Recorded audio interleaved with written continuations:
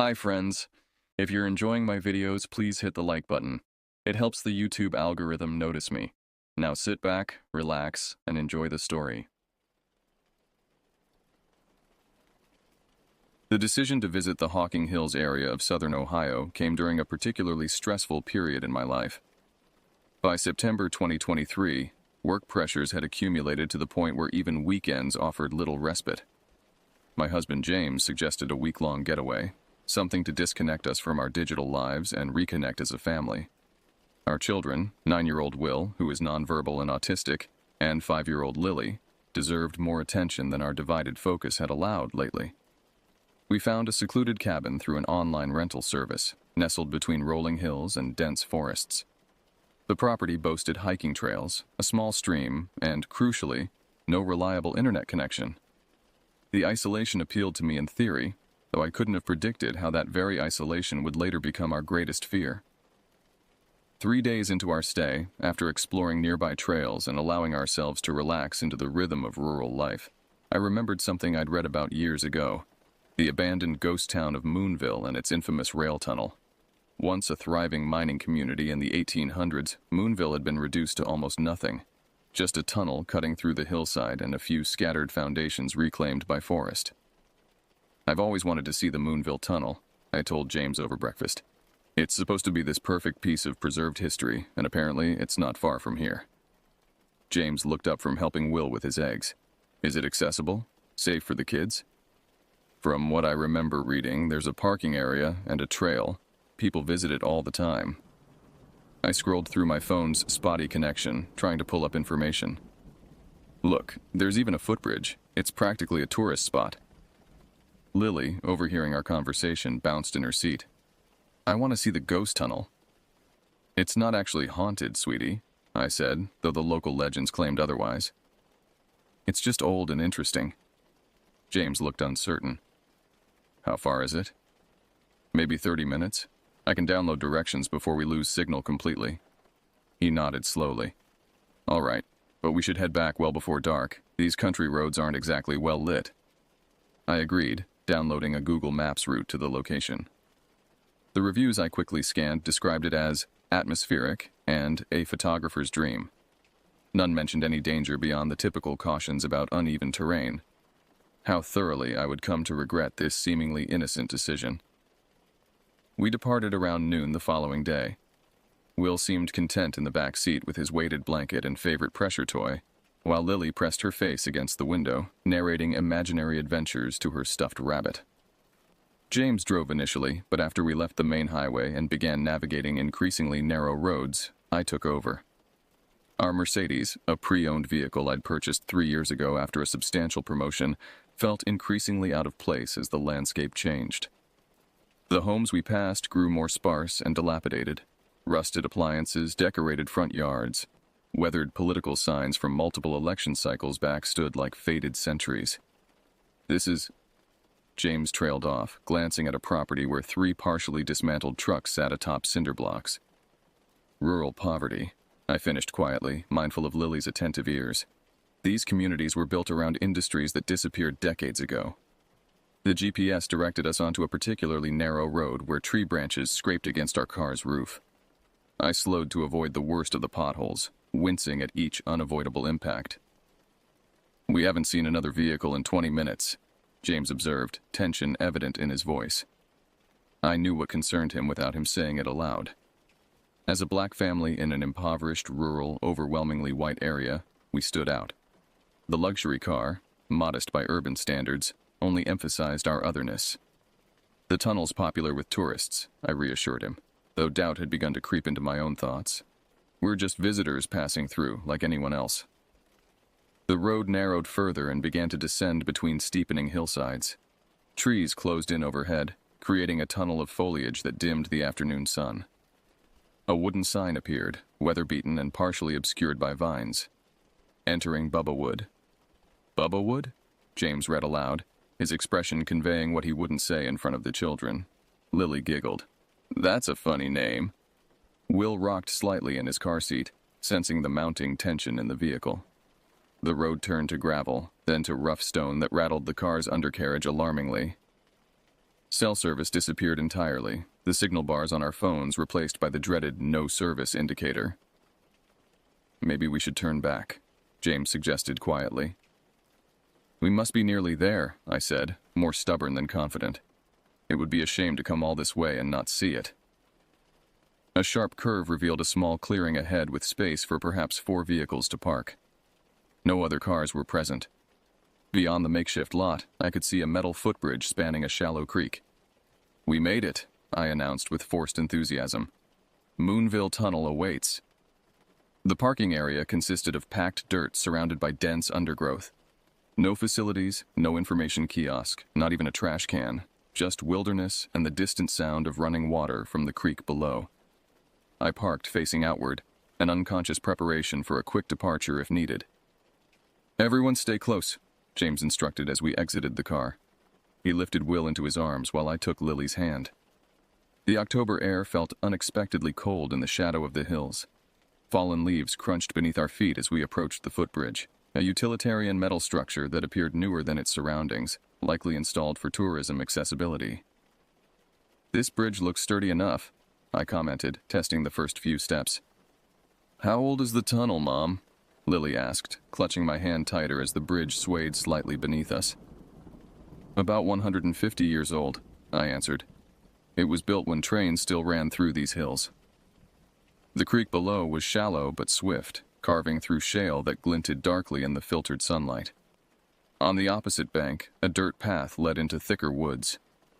I don't like this, James muttered, adjusting Will in his arms. Our son had grown tense, his body rigid against his father's chest. It's just a short walk to the tunnel, I persisted, pointing to where the path disappeared among the trees. 5 minutes tops. The trail beyond the bridge showed signs of regular use, but remained untamed. Roots crossed our path, and branches reached out like grasping fingers. The surrounding forest absorbed sound in an unsettling way. Our footsteps seemed muffled, our voices quieter than they should have been. As we rounded a bend in the path, the tunnel finally came into view. I stopped involuntarily, taken aback by its scale. The structure was far larger than photographs had suggested, a yawning arch of precisely laid brick cutting directly into the hillside. Dark water seeped from the stonework, creating patterns of discoloration that resembled weeping faces. It's bigger than I expected, I whispered, almost to myself. Lily tugged at my hand. Is it haunted for real? Before I could answer, a sound emanated from within the tunnel's darkness, the distinctive mechanical growl of an engine. Someone's coming through, James said, pulling us to the side of the path. From the tunnel's opposite end, headlights appeared, revealing a vehicle moving at an uncomfortably high speed considering the terrain. The engine noise amplified within the tunnel's acoustics, creating an aggressive roar that caused Will to press his hands against his ears. A pickup truck, rusted, mud-splattered, and at least 30 years old, emerged from the darkness and skidded to a halt 20 feet from where we stood. The door creaked open, and a man stepped out. The man who emerged from the truck stood well over 6 feet tall with a frame that suggested decades of physical labor. His age was difficult to determine precisely, somewhere in his 60s, though weather and hardship had carved deep lines into his face. A gray beard, untrimmed and wild, covered much of his features, but his eyes, pale blue and unnervingly alert, fixed immediately on our family. He wore stained canvas pants and a flannel shirt despite the moderate temperature. What seized my attention, however, was the chainsaw he lifted from the truck bed with practiced ease. James stepped forward slightly, positioning himself between the stranger and our children. "Afternoon," he called, his voice steady despite the tension evident in his posture. The man didn't immediately respond. He placed the chainsaw on the ground and reached back into the truck, retrieving a can of what appeared to be gasoline. Still silent, he began filling the chainsaw's tank. "We're just visiting the tunnel," I explained, trying to sound casual. "Is it closed today or something?" The man finally looked up.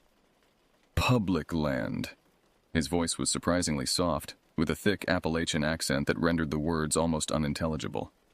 "Free country." "Right," James nodded. "We won't stay long. Just wanted to show the kids."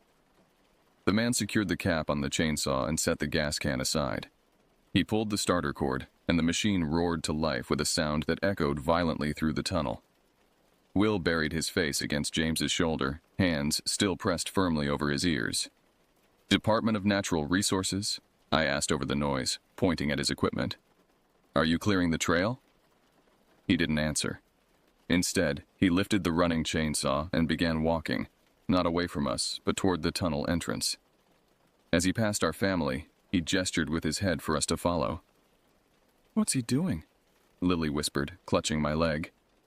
"I think he wants to show us something," I replied, though uncertainty gnawed at me. "Let's just be polite for a minute, then we'll head back." The stranger entered the tunnel, the chainsaw's noise multiplying tenfold in the enclosed space. With clear reluctance, James followed, still carrying Will. I gripped Lily's hand tightly as we trailed behind. The tunnel's interior was darker than expected, with sunlight reaching only a short distance from either end. Decades of graffiti covered the walls, some artistic, most crude. Our footsteps echoed on the damp stone floor. The man with the chainsaw moved deliberately, occasionally revving the engine but making no attempt to cut anything. He stopped at various points, gesturing vaguely at the ceiling or walls but offering no explanation. "Beautiful architecture," I commented awkwardly during a moment when he lowered the chainsaw. He turned toward me, expression unreadable beneath his beard. "Not safe after rainfall," he finally said. "Bricks come loose." "Thanks for the warning," James replied. "We appreciate it." The man nodded, then continued his strange inspection of the tunnel, the chainsaw's roar preventing any further conversation. He stayed uncomfortably close to our family, never more than a few feet away as we made our way through the tunnel. After what felt like an eternity, but was likely less than 10 minutes, we reached the opposite entrance. Beyond lay another section of forest, wilder and less traversed than the path we'd taken. "I think we should head back now," I said firmly, no longer attempting to hide my unease. "Thank you for the tour." The man revved his chainsaw one final time, then switched it off. The sudden silence felt almost as jarring as the noise had been. "Your choice," he said with a shrug. Then, inexplicably, he added, "People get lost out here sometimes." We turned back, walking as briskly as dignity would allow toward the footbridge and our waiting car. Behind us, the chainsaw roared to life again, its sound echoing through the tunnel and following us like an auditory shadow. "Walk faster," James muttered, adjusting Will's weight in his arms. Lily struggled to keep pace with our longer strides. "Why is that man so scary, Mommy?" "He's just doing his job, sweetie," I lied, lifting her into my arms despite the strain. Some people aren't good with strangers. We reached the footbridge in half the time it had taken us to approach the tunnel. My heart rate didn't slow until we crossed over the creek, putting a physical barrier between us and the man. "Get the kids in the car," James said as we approached the parking area. "I'll make sure everything's ready to go." I strapped Lily into her booster seat while James secured Will. Both children were unusually quiet, sensing our urgency. I turned to enter the driver's side when James called out, "Hey, did you touch the car while I was getting Will situated?" I frowned. "No, why?" He pointed to the rear passenger door. "Look at this." I moved closer and felt my stomach contract. Dusty handprints, at least 4 distinct impressions, marked the vehicle's glossy black surface. They were larger than mine, larger than James's, positioned as if someone had leaned against the car while peering inside. "That's impossible," I whispered. "We were together the entire time." James ran his hand through his dreadlocks, a nervous habit I recognized from 12 years of marriage. "Maybe someone came through while we were in the tunnel? And just touched our car? For what purpose?" The implications made my skin crawl. "We need to leave. Now." As if summoned by our discovery, the sound of an engine approached from the direction of the footbridge. We looked up to see the pickup truck rumbling across, a crossing I would have thought impossible given the bridge's narrow width. "Get in," James urged, opening the driver's door for me before hurrying to the passenger side. I started the engine as the pickup reached our side of the creek. The man parked directly behind us, effectively blocking the only exit from the clearing. He emerged from his truck, chainsaw noticeably absent, and began walking away from us toward a barely visible trail branching from the main path. Relief flooded through me as I realized he wasn't approaching our vehicle. I shifted into reverse, prepared to maneuver around his truck if necessary, when he stopped and turned back to look at us. Though too distant to see his expression clearly, I felt the weight of his gaze. Then, with deliberate slowness, he raised his hand in what might have been interpreted as a wave. Go, James said quietly. Just go. I navigated carefully around the pickup truck and accelerated onto the stone road, eager to put distance between our family and the unsettling encounter. The car bounced violently over the rough surface, forcing me to slow despite my desire to flee. Is he following us? I asked, eyes flicking to the rearview mirror. James turned to look through the rear window. No sign of him yet. Maybe he was just a local eccentric, I suggested, trying to rationalize the experience. Someone who takes it upon himself to watch over the tunnel. With a chainsaw? James raised an eyebrow. And those handprints on the car? Someone was watching our children while we were gone. I gripped the steering wheel tighter. But that's not possible. We were only in the tunnel for minutes, and we were with that man the entire time. Unless there was someone else, James said quietly. The implication hung in the air between us. I checked on the children in the rearview mirror. Lily had fallen asleep, exhausted by the excitement and fear. Will stared out the window, his fingers moving in repetitive patterns against his weighted toy. We continued in tense silence for several minutes, the narrow road twisting through increasingly dense forest. Without cell service, we were navigating purely by memory of the route we'd taken earlier.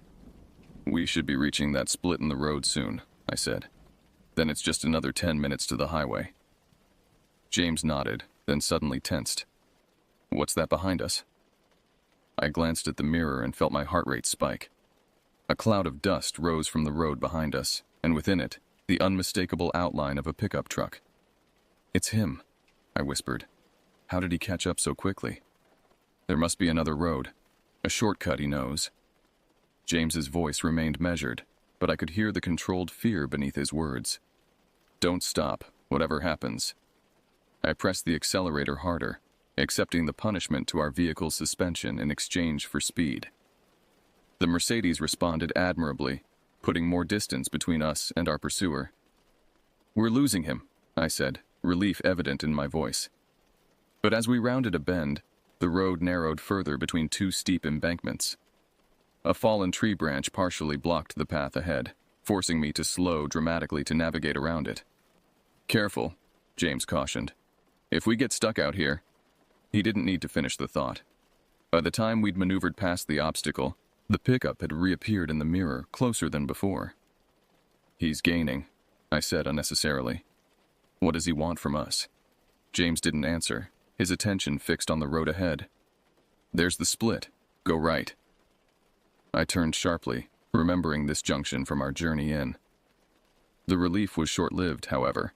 After another quarter mile, the surroundings no longer matched my memory. This isn't right, I said, slowing slightly. I don't recognize this stretch. Keep going, James insisted. Any road that gets us out of these woods is the right road. The pickup had disappeared from view, but that offered little comfort. The forest pressed in around us, branches forming a canopy that dimmed the afternoon light to an eerie twilight. I think I took a wrong turn, I admitted finally. This isn't the way we came. The unfamiliar road narrowed further, wending between trees whose branches scraped against our windows like fingernails. Worry gnawed at me as the Mercedes struggled over increasingly uneven terrain. We need to turn around, I decided, scanning for a spot wide enough to maneuver. James nodded grimly. Do it quickly. I found a small clearing and executed a 3-point turn, wincing as underbrush scraped the car's undercarriage. Once reoriented, we retraced our path to the junction. Left this time, James directed. That has to be the correct route. As we approached the split in the road, Will suddenly became agitated in the back seat, rocking forward against his restraints and making distressed vocalizations. It's okay, buddy, James soothed, reaching back to touch our son's knee. We're heading home now. But Will's distress only intensified as we turned left onto what I hoped was the correct road. Something about this direction triggered his anxiety, and Will's instincts, though filtered through his unique perception, often proved remarkably accurate. What is it? I asked, slowing the car slightly. What's wrong? James scanned the road ahead, then pointed. There. Look. About a quarter mile ahead, where the forest receded slightly from the roadside, stood a single ramshackle house. Its weathered clapboards had faded to the same gray as the surrounding trees, making it nearly invisible until you were almost upon it. A sagging porch wrapped around the front, cluttered with indistinguishable objects. And parked in the dirt yard was the pickup truck. "That's impossible," I whispered. "He was behind us. How could he—" "He knows these woods," James interrupted. "Probably has been driving these roads his entire life." I stopped the car, maintaining distance from the property. "What do? We can't go forward, and we don't know another way out." "We have to go back to the main road," James decided. "Find another route, even if it takes us miles out of our way." I nodded and began to turn the car around again. As I did, movement on the house's porch caught my attention. The man had emerged and stood watching us, perfectly still except for his beard shifting in the breeze. "Don't make eye contact," James said quietly. "Just drive." I completed the turn and accelerated away from the house. In the rearview mirror, I could see the man hadn't moved from his position on the porch. Somehow, his stillness was more unsettling than pursuit would have been. "He must have known we'd make a wrong turn," I said. "He drove straight to his house and waited for us to pass." "Or he wanted us to see where he lives," James suggested. "To know that he's always here, always watching." The implication sent a wave of nausea through me. We drove in tense silence, retracing our path past the junction and onto what we now recognized as the correct road. Will gradually calmed as we put distance between ourselves and the house. "We're going to be okay," I reassured everyone, including myself. "We're almost out of these woods." The stone road finally gave way to gravel, then to poorly maintained asphalt. Signs of civilization, fences, power lines, occasional mailboxes began to reappear. When my phone chimed with a notification indicating restored cell service, I nearly wept with relief. "Call the police," James suggested. I considered this briefly before shaking my head. "And tell them what? That a local man with a chainsaw showed us a tourist attraction, that someone touched our car, that he drove home afterward? They'd think we were paranoid city people overreacting to country ways." James didn't argue, though I could tell he disagreed. We continued in silence until we reached the highway, mainstream America reasserting itself with gas stations and fast food restaurants. Only then did the knot of tension in my chest begin to loosen. The remainder of our vacation passed without incident, though neither James nor I fully relaxed. We stayed close to the cabin, finding excuses to avoid further exploration of the surrounding area. The children, resilient as always, seemed to forget the experience within days, but traces of it lingered in small behavioral changes. Will's reluctance to be separated from James, Lily's newfound fear of mechanical noises. On our final evening in Ohio, after the children had gone to bed, I found James on the cabin's porch, staring into the darkness beyond our small circle of light. "What are you thinking about?" I asked, joining him on the weathered bench. "Those handprints," he answered without hesitation. "I can't reconcile it. We were never away from the car long enough for someone to approach it without being seen from the tunnel entrance." "Unless there were multiple people," I suggested. "The man with the chainsaw as a distraction, someone else checking out the car." James considered this.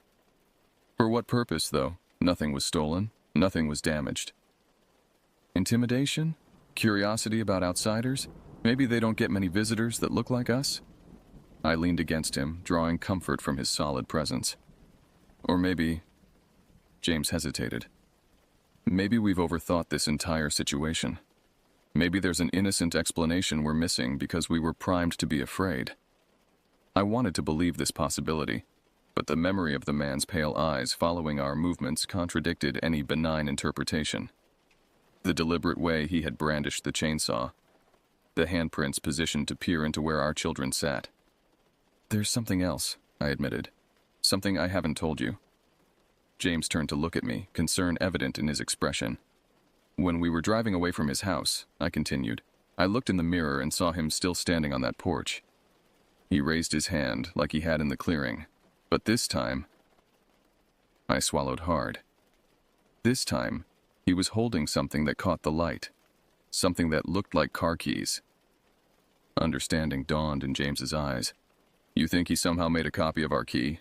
That's not possible with modern vehicles. There are chips, security systems." "I know it doesn't make logical sense," I interrupted, "but nothing about that encounter did. And when we get home, I'm having the locks changed on the car, the house, everything." James didn't argue. Instead, he put his arm around me, and we sat watching the darkness until the cold drove us inside. We left early the next morning, taking a route that deliberately avoided the vicinity of Moonville Tunnel. As we crossed the Ohio state line, I felt a weight lift, a sensation of escaping something that had been quietly hunting us. 2 weeks after returning home, a small package arrived in our mailbox. No return address, no identifying information. Inside was a single car key, not a copy of our Mercedes key, but an older model that wouldn't work in any modern vehicle. Attached was a handwritten note on yellowed paper. Visitors always welcome back in Bubblewood. I destroyed both items immediately, telling no one, not even James. But sometimes, on quiet nights, I find myself checking that our doors are locked, listening for the distant sound of a chainsaw's engine echoing through the darkness beyond our home. Some tunnels, I've learned, don't end where you think they do. Some lead to places you carry with you long after you've left them behind.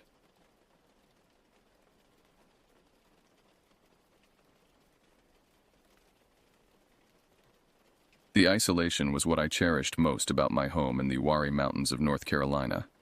I purchased the 15-acre property in early 2019 after years of saving, seeking respite from city life and its constant demands.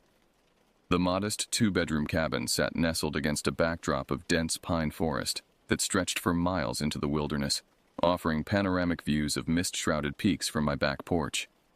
By July 2020, I had established a small homestead. My mornings began at sunrise, tending to my small flock of chickens and 4 goats, Daisy, Willow, Jasper, and Scout. They weren't just livestock, they were companions in my solitude. The nearest neighbor, an elderly man named Joseph, lived 3 miles down the mountain road, and we exchanged pleasantries only when collecting mail from our roadside boxes. My daily routine was simple but fulfilling. I'd rise with the sun, feed the animals, work remotely on my laptop until mid-afternoon, then spend evenings gardening or hiking nearby trails. Weekends were for maintenance, mending fences, chopping firewood, or preserving vegetables from my garden. The rhythmic predictability brought comfort after years of chaotic urban schedules. The property included a large clearing where my cabin stood, surrounded by the animal enclosures. Beyond that, the land sloped downward toward a ravine approximately 200 yards behind the house. The ravine cut through my property like a scar, dropping nearly 30 feet at its deepest point, with a small stream running through it during rainy seasons. I rarely ventured there after discovering the difficult terrain and dense undergrowth made passage challenging. What I didn't know when purchasing the property, what the real estate agent conveniently omitted, was its proximity to an old Native American burial ground. I only discovered this through casual conversation with Joseph, who mentioned it existed somewhere within a mile or so of my cabin. I never gave it much thought. History is embedded in these mountains, after all, and I respected the land's significance to those who came before me. My mother visited occasionally, concerned about my isolation. "It's not healthy," she'd say, arranging groceries in my refrigerator. "A person needs community." My father had offered similar warnings before his passing in 2018, cautioning me about the dangers of mountain living. I dismissed their concerns as parental overprotection. The mountains felt safer than any city I'd lived in. In those first 18 months, the only disturbances were occasional wildlife sightings. Deer grazing at dawn, a black bear lumbering through my garden once, destroying a tomato plant before disappearing back into the forest. These encounters reminded me of my place in the natural order, a visitor in their domain. Until that night in July when everything changed. The day began unremarkably. The weather forecast predicted thunderstorms, and dark clouds had been gathering since early afternoon. By evening, a steady drizzle tapped against my metal roof, creating a soothing backdrop as I finished dinner. The temperature had dropped unusually, prompting me to light the wood stove despite it being midsummer. I remember checking my phone. No service, as was common during storms. The isolation rarely bothered me, but that evening, a vague uneasiness settled over me as darkness fell. Perhaps it was the barometric pressure affecting my senses, or some primitive instinct responding to the atmospheric change. At approximately 10:15 p.m., the rain intensified. I was reading in my armchair when the first anomaly occurred. My internet connection dropped. Not unusual during storms, but this coincided with the electricity flickering 3 times before stabilizing. I marked my page and decided to ensure the generator was ready should the power fail completely. Grabbing my raincoat and flashlight, I stepped onto the covered porch. The rain created a curtain around the property, visibility limited to perhaps 15 feet beyond the porch light's reach. I descended the steps, aiming my flashlight toward the small shed where the generator was housed. That's when I noticed the goats' behavior. Despite having a covered shelter in their enclosure, they were standing in the rain, clustered together facing the forest edge. Their bodies were rigid, alert in a way I'd never observed. Even through the rainfall, I could see them trembling. I diverted my path toward their enclosure, speaking softly to avoid startling them. None responded to my voice, unusual for animals that typically approach the fence when I called. As I drew closer, I heard their distressed bleating, a sound easily distinguishable from their normal vocalizations. "Hey there," I called, shining my light into their enclosure. "What's got you all worked up?" The beam caught their wide eyes, reflecting an unnatural brightness that unsettled me. They remained fixated on something beyond the fence line, toward the ravine area. I followed their gaze but saw only darkness and rain-blurred tree line. I counted them, 1, 2, 3, 4, all present but clearly disturbed. The chickens, too, were restless in their coop, clucking frantically instead of roosting quietly as they should have been at that hour. Something had frightened my animals. I approached the fence, peering into the darkness. The rational explanation was obvious. Predators often became bolder during storms when human activity decreased. Perhaps a coyote or even a mountain lion was prowling nearby. I needed to secure the livestock and check the perimeter. Returning to the house, I retrieved my rifle and a more powerful flashlight. The uneasy feeling had intensified, transforming from vague discomfort to focused alertness. I methodically checked the locks on the chicken coop before moving to the goat enclosure, securing the gate with an additional carabiner clip. The rain continued unabated as I began a perimeter check, starting at the northern edge of the property and working clockwise. The powerful beam cut through the darkness, revealing nothing unusual along the western and southern boundaries.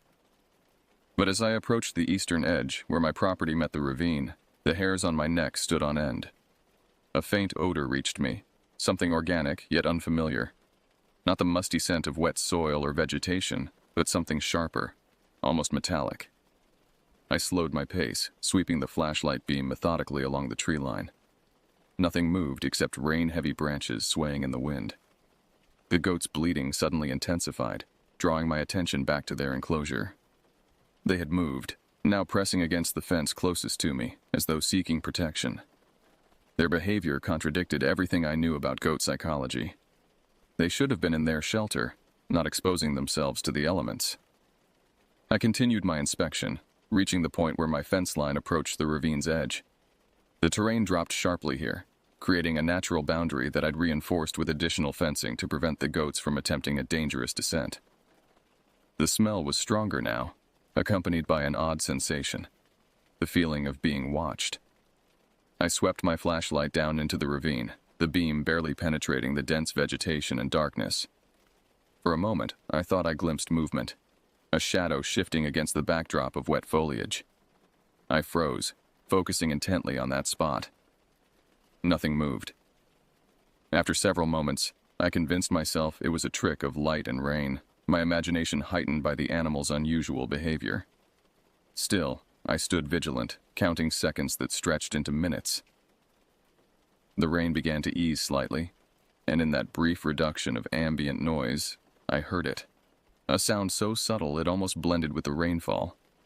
A slow, deliberate rustling, too rhythmic to be wind-blown vegetation, too heavy to be a small animal. Something was moving down in the ravine. The distinctive crack of a branch breaking echoed from the ravine, unmistakable even through the rainfall. I instinctively raised my rifle, pointing the barrel alongside my flashlight beam. Heart pounding in my ears, I took 3 careful steps closer to the edge, aware of the slick ground beneath my boots. "Hello!" I called out, immediately regretting breaking the silence. If this was a person, they were trespassing deep on private property in miserable conditions. If it was an animal, I just announced my presence unnecessarily. No response came except the continued sound of movement, more deliberate now, as though whatever was down there had paused at my voice and then resumed with purpose. I swept the light methodically from left to right, trying to penetrate the thick undergrowth, The beam caught something approximately 20 yards down the slope, a brief reflection, like light bouncing off wet glass. Except it blinked. Twice. Eyes. I steadied the beam on that spot, but whatever had reflected my light had shifted position. The movement was swift, controlled, and disturbingly deliberate. Not the panicked flight of startled wildlife. "Identify yourself," I called, attempting authority despite the tremor in my voice. "This is private property." What happened next remains burned in my memory with terrifying clarity. The rustling accelerated, moving not away from me but parallel to the ravine's edge, as though the intruder was positioning itself. I tracked the sound with my light, and approximately 30 yards to my right, something began to ascend the ravine wall. I caught only glimpses, fingers or what appeared to be hands gripping exposed tree roots, pulling upward with unnatural strength. The movement was spider-like, using multiple points of contact to navigate the steep incline with disturbing efficiency. Training my light directly on the climbing figure, I finally saw it clearly, and my mind recoiled from what my eyes registered. The figure had humanoid proportions, but moved with a fluidity no human could achieve. Its skin, if it could be called that, had a grayish-blue coloration that appeared almost wet in the flashlight beam, reminiscent of ash mixed with clay. Most disturbing was its face, nearly featureless from my distance, with deep-set eyes that reflected my light with an opalescent quality. It paused its ascent, clinging to the ravine wall approximately 15 feet below my position. We locked eyes. A moment of mutual assessment that lasted perhaps 3 seconds but felt eternal. Its eyes were the same ashen blue as its skin, lacking discernible pupils or whites. Not animal eyes, not human eyes either. My training took over, and I disengaged the safety on my rifle, bringing it firmly against my shoulder. The metallic click seemed to trigger a response in the creature. It opened what I can only describe as a mouth, though it appeared to lack defined lips, and released a sound that still haunts my dreams. The scream started as something approximating a human woman's cry, but it distorted halfway through, modulating into frequencies that felt physically painful to hear. Not just loud, but somehow wrong in a way I couldn't articulate. The sound contained multitudes, pain, rage, and something that registered as mockery. As it screamed, it pulled itself higher on the ravine wall, now only about 10 feet below my position. In the direct beam of my flashlight, I could see what I had initially mistaken for hands were elongated digits ending in tapered points. Not quite claws, not quite fingers, but something horrifyingly between. I aimed the rifle at the center of its mass and fired a warning shot just above its head. The gunshot seemed to confuse rather than frighten it. The creature paused, tilting its head at an angle that exceeded normal human range of motion. Then it rose to its full height, bracing against the steep incline with impossible balance. 7, perhaps 8 feet tall, its proportions were wrong. Limbs too long, torso too narrow, joints articulating in ways that human anatomy couldn't permit. It regarded me for another moment before turning away with unnatural quickness. Before disappearing back into the ravine, it looked over its shoulder, a final assessment that felt deliberate and intelligent. Then it moved with such sudden acceleration that my eye could barely track the motion. One moment it stood on the ravine wall. The next, it had vanished into the darkness below.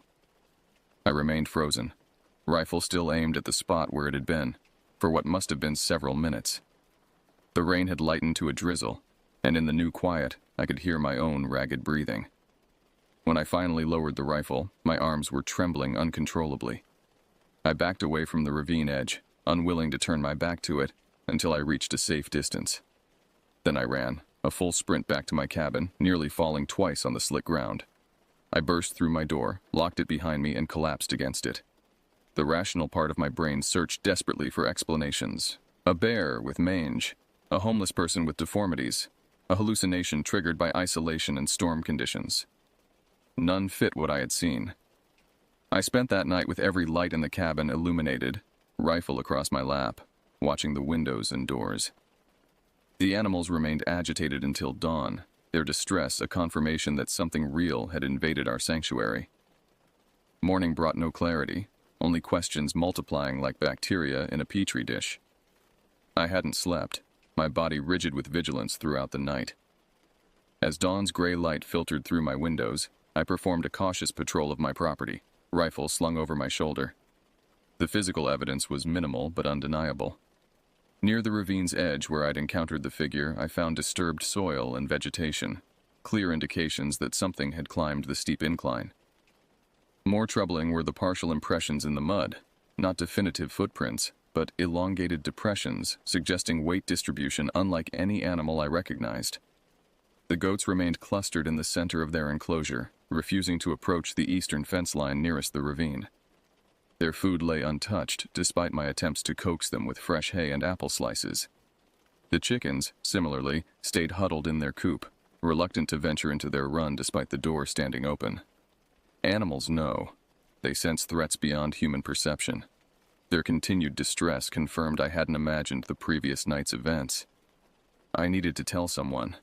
My mother would assume mental deterioration from isolation. Local authorities would dismiss it as wildlife or file a perfunctory report that led nowhere. Joseph, my elderly neighbor, seemed the only reasonable option. I drove the 3 miles to his property, rehearsing explanations that wouldn't sound deranged. Joseph was working in his garden when I arrived, his weathered hands methodically weeding between rows of corn. He straightened when he saw me, concern immediately visible on his face. "You look like you've seen a ghost, neighbor," he said, wiping soil from his palms. "Something like that," I replied, accepting his invitation inside for coffee. His kitchen was warm, cluttered with decades of accumulated life. Photographs of children and grandchildren. Cookbooks with dog-eared pages. The normalcy was comforting after my night of terror. I explained what had happened, starting with the animal's behavior and ending with my encounter at the ravine. I omitted nothing, despite knowing how it must sound. Joseph listened without interruption, his expression growing increasingly grave. When I finished, he remained silent for several moments, staring into his coffee cup as though divining answers from its depths. "What do you know about the history of that land?" he finally asked. "Only what the real estate agent told me. It was logging property until the 1970s, then sat unused until I purchased it." Joseph nodded slowly. "That's the commercial history. There's older history." He rose from the table, disappearing into another room before returning with a leather-bound book. A county history, self-published by a local historical society in the 1980s. He opened to a page marked with a faded receipt and pushed it toward me. The chapter detailed local Native American territories before European settlement. The Uwharrie Mountains, named after a subgroup of the Cherokee who had inhabited the region, contained several sites considered sacred, including burial grounds. "The ravine on your property," Joseph said, tapping the page, "sits at the edge of what was once considered hallowed ground. The tribe buried their dead there for generations before being forcibly relocated." I frowned. "Are you suggesting I saw a ghost? A spirit?" "I'm not suggesting anything," he replied, closing the book. "Just providing context. These mountains have memories longer than any of us, but there's something else. Something not in that book." He told me about incidents over decades, livestock mutilations, unexplained disappearances of hikers, maintenance workers refusing to service properties near certain areas. All stories dismissed as mountain superstition or attributed to natural predators. "William Jenkins owned your property before it was subdivided for sale," Joseph continued. "Kept to himself mostly. One winter, maybe 1983, he came to town raving about something stalking his property. Nobody believed him. William had a reputation for drinking. 3 weeks later, a hunter found him dead in those woods. Official cause was exposure, but there were rumors about the condition of the body." "What kind of rumors?" I asked, stomach tightening. "The kind people don't discuss openly," Joseph replied. "Just that it wasn't exposure that killed him, and that whoever found him wouldn't talk about what they saw." I left Joseph's house with more questions than answers. He'd shared the information not to frighten me, but as a warning. These mountains contained secrets, and perhaps I had glimpsed one. On the drive home, I noticed dark clouds gathering again. Another storm approaching. The thought of spending another night alone with rain drumming on my roof, masking other sounds, was unbearable. I needed evidence, validation, something concrete to prove what I'd seen was real. Back at my property, I installed the trail cameras I'd purchased months earlier to track wildlife but never deployed. 4 cameras strategically positioned, one facing the goat enclosure, one covering the approach from the woods and two aimed at different sections of the ravine edge. I reinforced doors and windows, moved my mattress to the living room away from ground-level windows, and prepared for nightfall. The storm arrived just before sunset, heavy clouds transforming dusk to darkness prematurely. As I checked the rifle for the dozenth time, a realization formed. Whatever I'd encountered wasn't leaving. This wasn't a chance meeting with a passing entity. Something about my property, about me, had attracted its attention. The waiting began. 3 nights passed without incident. The animals gradually returned to normal behavior, though they still avoided the eastern fence line near the ravine. I checked the trail cameras daily, finding nothing beyond ordinary wildlife: deer, raccoons, a fox slinking along the property edge. I began to question my experience. Perhaps stress and isolation had distorted my perception of a bear or other natural predator. Joseph's stories had merely fed into a temporary paranoia. The rational explanations I'd initially dismissed now seemed increasingly plausible. On the 4th night, I slept in my bedroom for the first time since the encounter. The restored normalcy felt like victory over irrational fear. Until 3:17 a.m., when I woke to the sound of scratching at my bedroom window. Not the random scratching of tree branches in wind. This was rhythmic, deliberate. 3 scratches, pause, 3 scratches, pause. My blood seemed to congeal in my veins as I lay motionless, eyes fixed on the window covered by blinds I'd thankfully closed before sleeping. The scratching continued for approximately 2 minutes before stopping abruptly. I remained paralyzed, straining to hear any movement outside. Nothing. Eventually, I gathered enough courage to reach for the flashlight on my nightstand, but I couldn't bring myself to approach the window or open the blinds. I spent the remainder of the night in the hallway, away from any windows, rifle across my knees. Morning revealed 3 distinct parallel marks on my bedroom windowsill.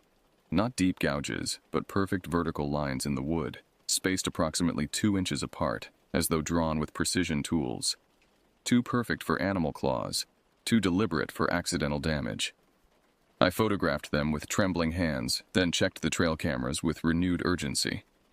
The first 3 showed nothing unusual, but the 4th, positioned facing the ravine, had captured something at 3:09 a.m., minutes before the scratching began. The infrared image was grainy, the figure partially obscured by foliage but undeniably present. A tall, bipedal form at the ravine edge, its proportions distorted in that same wrongness I had witnessed. The camera had captured it looking directly at the lens, those reflective eyes creating 2 perfect orbs of light in the darkness. The timestamp on the next image read 3:10 a.m. The frame was empty. Whatever it was had moved faster than the camera's motion sensor could track. This was evidence, confirmation I wasn't losing my mind. Yet having proof brought no comfort, only escalating fear. The creature had approached my house, had specifically targeted my bedroom window. The randomness of our first encounter was replaced by apparent intent. I drove to town immediately, checking into a small motel on the outskirts. I needed distance, perspective, and most importantly, witnesses. Other humans whose presence might dilute whatever focused attention had settled on me. For 2 days, I remained in town, researching obsessively on my laptop. I discovered others had reported similar encounters throughout the Appalachian region, descriptions that matched what I'd seen, though often dismissed as modern folklore or hoaxes. One account particularly resonated. A Forest Service worker in Tennessee who described an entity with skin like wet ash that moved with impossible speed through the trees. The worker had found similar scratches on his truck and cabin windows before relocating. His report included a detail that sent ice through my veins. The entity seemed most active during storms, using rainfall to mask its movements. The weather forecast showed thunderstorms approaching the mountains that night. I faced a decision: abandon my property or return and confront whatever was happening. Financial reality made the choice for me. I couldn't afford to lose my investment or start over elsewhere. My home was all I had. That evening, I returned to my property with new supplies: additional motion-activated lights, a digital voice recorder, and a thermal imaging attachment for my phone. Expensive but necessary if I wanted documented evidence. The goats' reaction to my return was troubling. Rather than their usual greeting, they backed away, watching me with the same wariness they'd shown toward the ravine. The chickens, too, scattered when I approached their coop.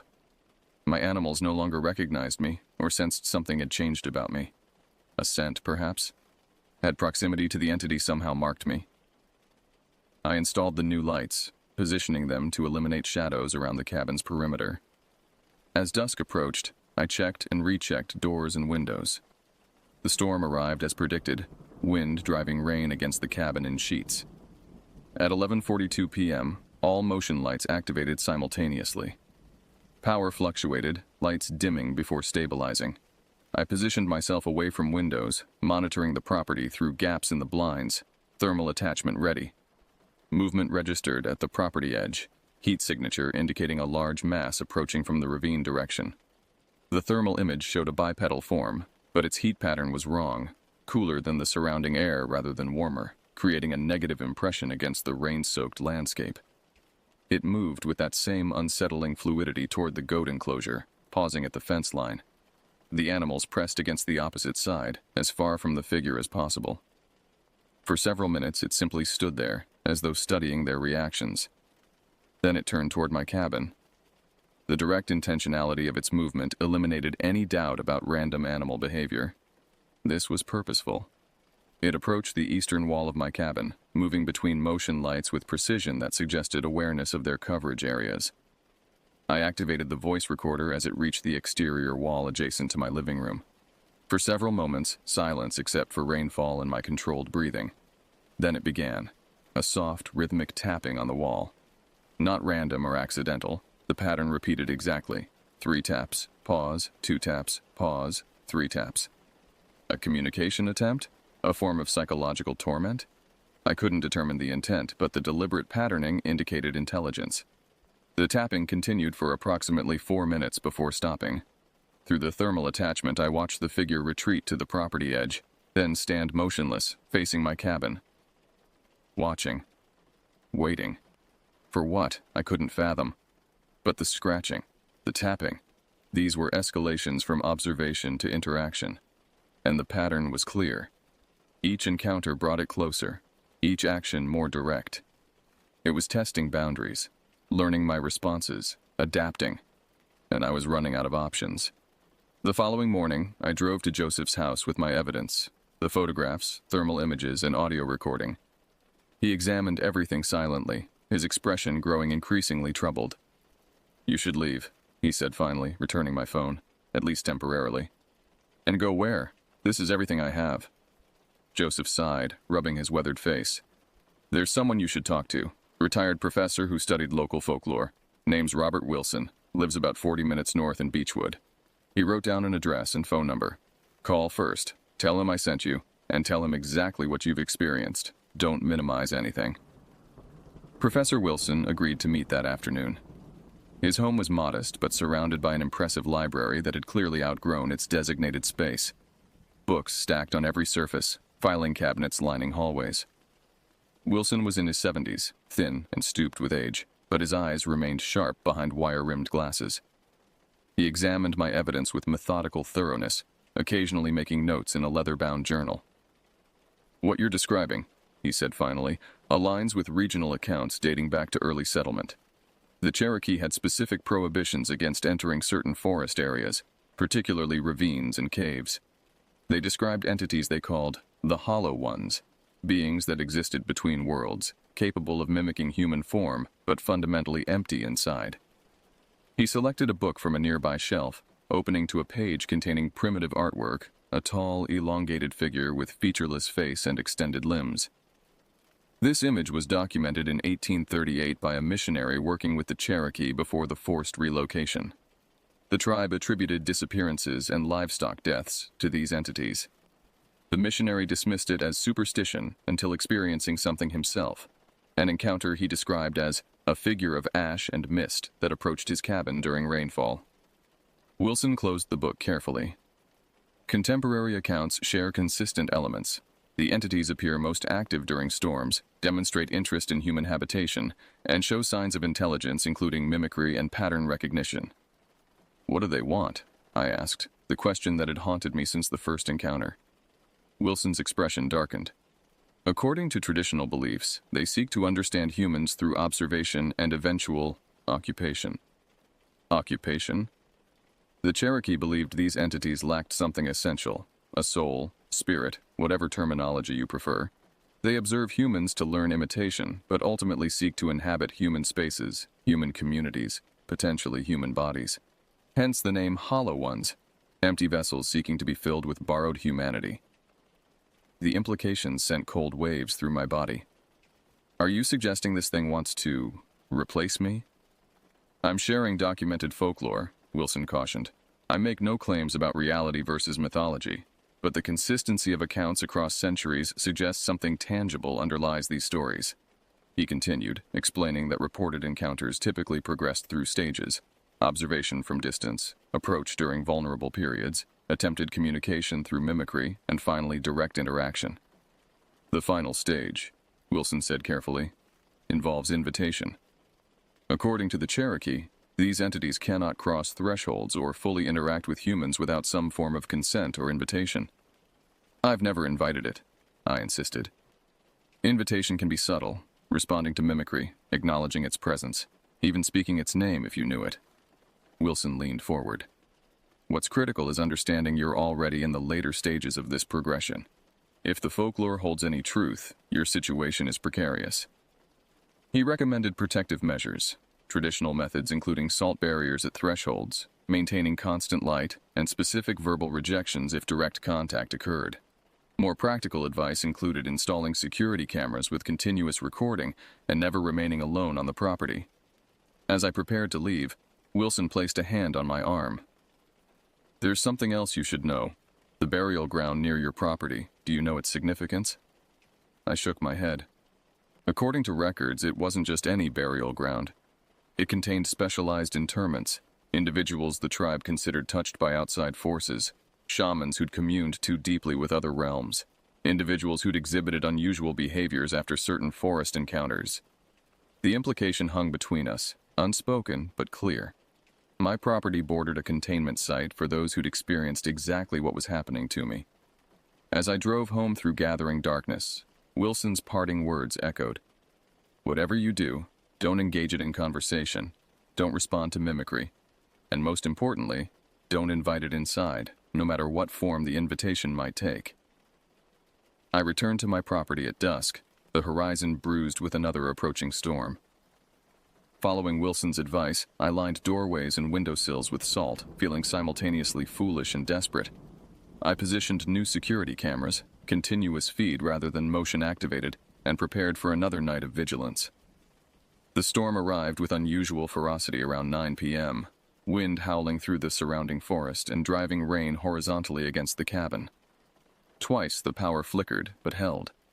The animals remained unusually quiet despite the weather, their silence more unsettling than distress would have been.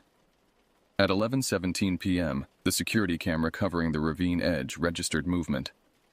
The figure emerged from below, its form more visible than previous encounters, perhaps due to the continuous recording capturing its fluid movement in full. It ascended the ravine wall with that same unsettling efficiency, reaching the property edge within seconds. This time, it didn't approach the animal enclosures or circle the property. It moved directly toward the cabin with purposeful strides, its gait unnaturally smooth despite the rain-slicked terrain. The exterior lights illuminated it clearly for the first time.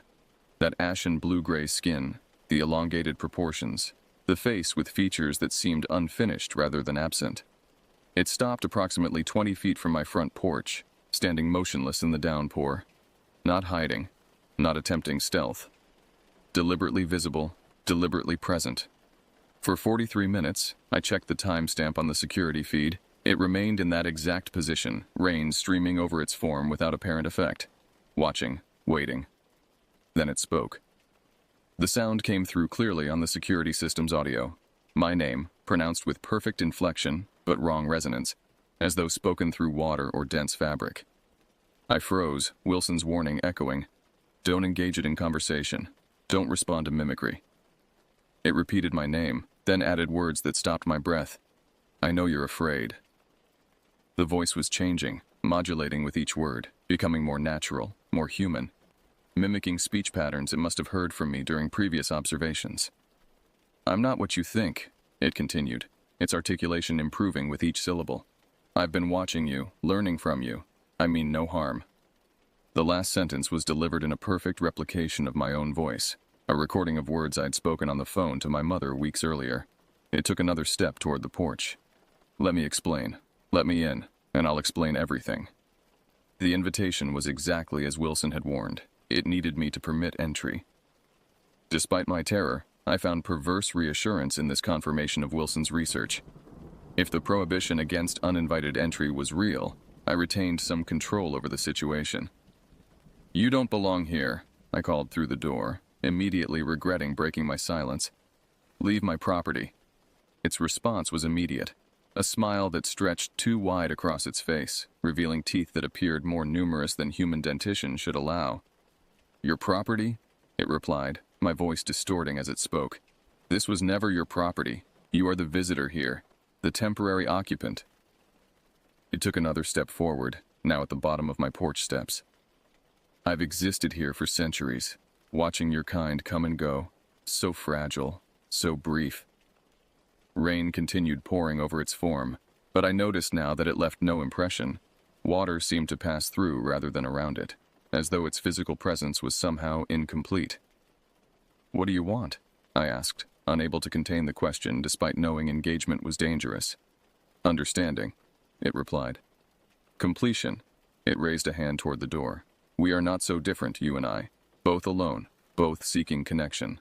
Its manipulation was transparent yet effective, targeting my known isolation, my vulnerability. I felt a dangerous curiosity beneath my fear, questions forming. What was it? Where had it come from? What could it tell me about this land, about history beyond human record? The rational part of my brain recognized the trap. This was precisely how folklore described these entities operating, creating false kinship, exploiting human curiosity and loneliness to gain invitation. "I reject you," I stated firmly, using the specific phrasing Wilson had suggested. "You are not welcome here. I revoke any invitation you believe you have." Something changed in its expression.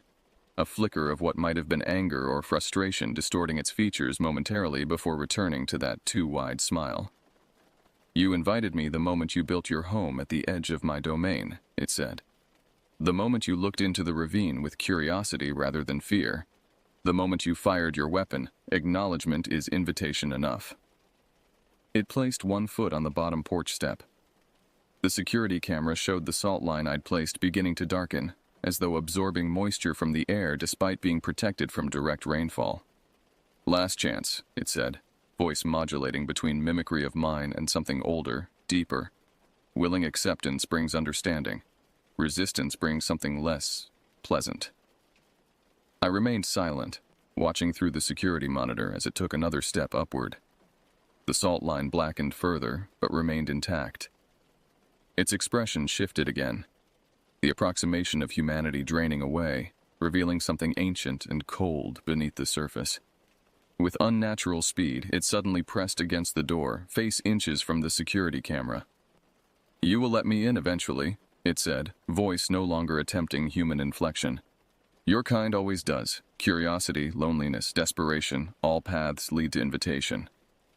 It remained pressed against the door for several heartbeats before withdrawing suddenly. On the security feed, I watched it retreat to the property edge with that same fluid movement, pausing once to look back at the cabin. Then it descended into the ravine, disappearing from camera view. I didn't sleep that night, or the following day. The encounter had escalated beyond anything I'd anticipated. Direct communication, sophisticated psychological manipulation, explicit threat. The entity wasn't merely observing anymore. It was actively seeking entry, actively targeting me. And it was patient. Far more patient than any human could be. 3 days passed without further incident. The continuous security monitoring showed nothing unusual, and gradually the animals returned to normal behavior. Even the goats ventured near the eastern fence line again, suggesting whatever presence they'd sensed had withdrawn. I maintained vigilance, but began to hope the entity had abandoned its efforts, perhaps deterred by my explicit rejection. Sleep returned in brief increments, though never deeply enough to feel rested. On the fourth night, I woke suddenly at 2:14 a.m. Not from noise, but from its absence. The usual forest sounds had stopped completely. The silence was absolute, creating pressure against my eardrums like high altitude. Checking the security feed showed nothing unusual outside. The property remained empty, the ravine edge undisturbed. Yet the unnatural silence persisted, as though the forest itself was holding its breath. Then I noticed something on the interior camera feed. A shadow where no shadow should be, moving across my kitchen wall. Not cast from outside, but manifesting within the house itself. Ice formed in my chest as I realized the implications. The entity hadn't withdrawn, it had changed tactics. I reached for my rifle, only to find it missing from its position beside my bed.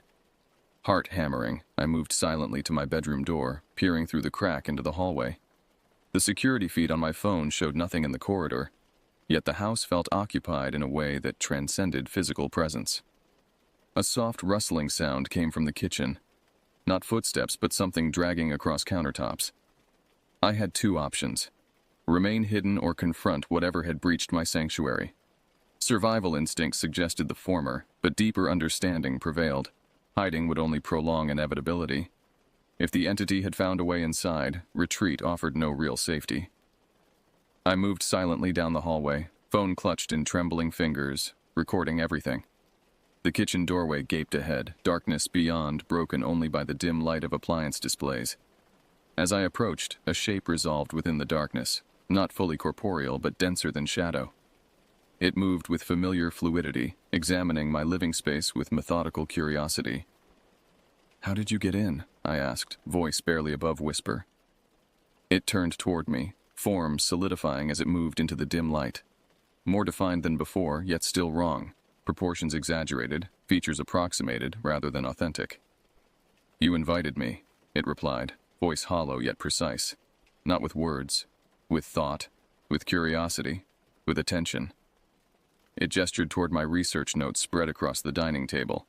Wilson's information, my own observations, printouts of similar encounters from online sources. "To name something is to summon it," it continued. "To study something is to welcome it. Your mind opened the door your body kept closed." Understanding dawned with horrifying clarity. My obsessive research, my constant thoughts about the entity, Wilson had warned that invitation could take subtle forms. My focused attention had created a connection that transcended physical barriers. "Then I withdraw that invitation," I stated firmly. "I reject your presence in my home, in my thoughts." It made a sound, not quite laughter, not quite sigh. Too late for that. Once granted, access cannot be revoked so easily. It moved closer, its form becoming more substantial with proximity. "But I haven't come to harm. I've come to offer exchange. Knowledge for knowledge. Experience for experience." "What knowledge could you possibly want from me?" I asked, buying time as I edged toward the kitchen drawer containing a backup weapon. "How it feels," it replied simply. "Embodiment, limitation, mortality, the intensity that comes with brevity." It tilted its head, studying me. "Your kind experiences everything so vividly because your time is so constrained. I want to understand that. And what do I get in exchange?" My fingers closed around the drawer handle. "Truth, age, memory beyond human record." It extended a hand, more defined now, fingers elongated but recognizably hand-shaped. "Touch and know what existed before your kind named these mountains." The offer was seductive precisely because it targeted my intellectual curiosity, the same trait that had brought me to this isolated property seeking understanding of a simpler life. The same trait that had compelled me to investigate rather than flee after our first encounter. My fingers tightened on the drawer handle, but I didn't pull it open. Something fundamental had shifted in my understanding. This confrontation couldn't be resolved with weapons or physical resistance. The entity had breached thresholds more significant than doors or windows. It had entered the realm of thought, of attention. "No," I said finally, straightening my posture. "I reject your offer. I withdraw my attention. I revoke the invitation of my curiosity." For the first time, uncertainty crossed its features, a ripple of something like confusion or concern. "You cannot simply—" "I can," I interrupted. "My attention is mine to give or withhold. My thoughts are under my control." With each statement, I focused on emptying my mind of curiosity about the entity, replacing fascination with deliberate disinterest. It moved closer, form fluctuating between solidity and shadow. You've seen me. You cannot unsee. I can choose what holds significance in my perception, I countered, and I choose to find you insignificant. The effect was immediate and startling. Its form wavered, edges becoming less defined. The more I focused on genuine disinterest rather than fear or curiosity, the less substantial it appeared. Understanding bloomed. Attention was its sustenance, curiosity its invitation, fear its foothold. By withdrawing these, I was effectively closing the door I had unknowingly opened. This changes nothing, it said, voice less resonant now. I remain, I wait, curiosity always returns. Perhaps, I acknowledged, but not tonight, and not here. I turned my back on it, the most profound rejection possible, and walked deliberately from the kitchen. Behind me, I heard a sound like wind through dry leaves, then silence returned. The security feed showed nothing in the kitchen. Nothing on the property. The forest sounds gradually resumed outside. Crickets first, then the distant call of a night bird. By morning, I had made my decision. The property would be sold. Not out of fear, but out of respect for boundaries older than human settlement. Some places exist at intersections between worlds, and this land clearly marked such a threshold. I didn't belong there. Not because something else claimed it, but because proper stewardship required acknowledgement of history beyond deed records and property lines. Joseph helped me find a buyer, a developer planning to build vacation homes. I didn't warn them about what existed in the ravine. Perhaps I should have, but some knowledge must be earned through experience rather than transmitted through words. I relocated to coastal North Carolina, far from mountains and ravines. The encounters faded from immediate concern to occasional memory, though certain sounds still trigger vigilance, rainfall on metal roofing, branches scratching windows during storms. Sometimes in dreams, I hear my name spoken in that hollow voice, feel attention focused on me from somewhere distant yet connected. On those nights, I practiced the same disciplined disinterest that proved effective in our final confrontation. I don't know if the entity was supernatural, interdimensional, or simply an undocumented species with intelligence and abilities beyond current scientific understanding. Classification matters less than respect for boundaries, those we can see and those we can only sense. What remains certain is that some places in this world stand at intersections between known and unknown. Some boundaries exist for reasons lost to human memory, but preserved in older awareness. And sometimes the most effective resolution isn't confrontation, but withdrawal, not from fear, but from recognition that not all mysteries require solving, not all knowledge benefits from human attention. The mountains keep their secrets, and I have learned to stop asking questions whose answers might come at too high a price.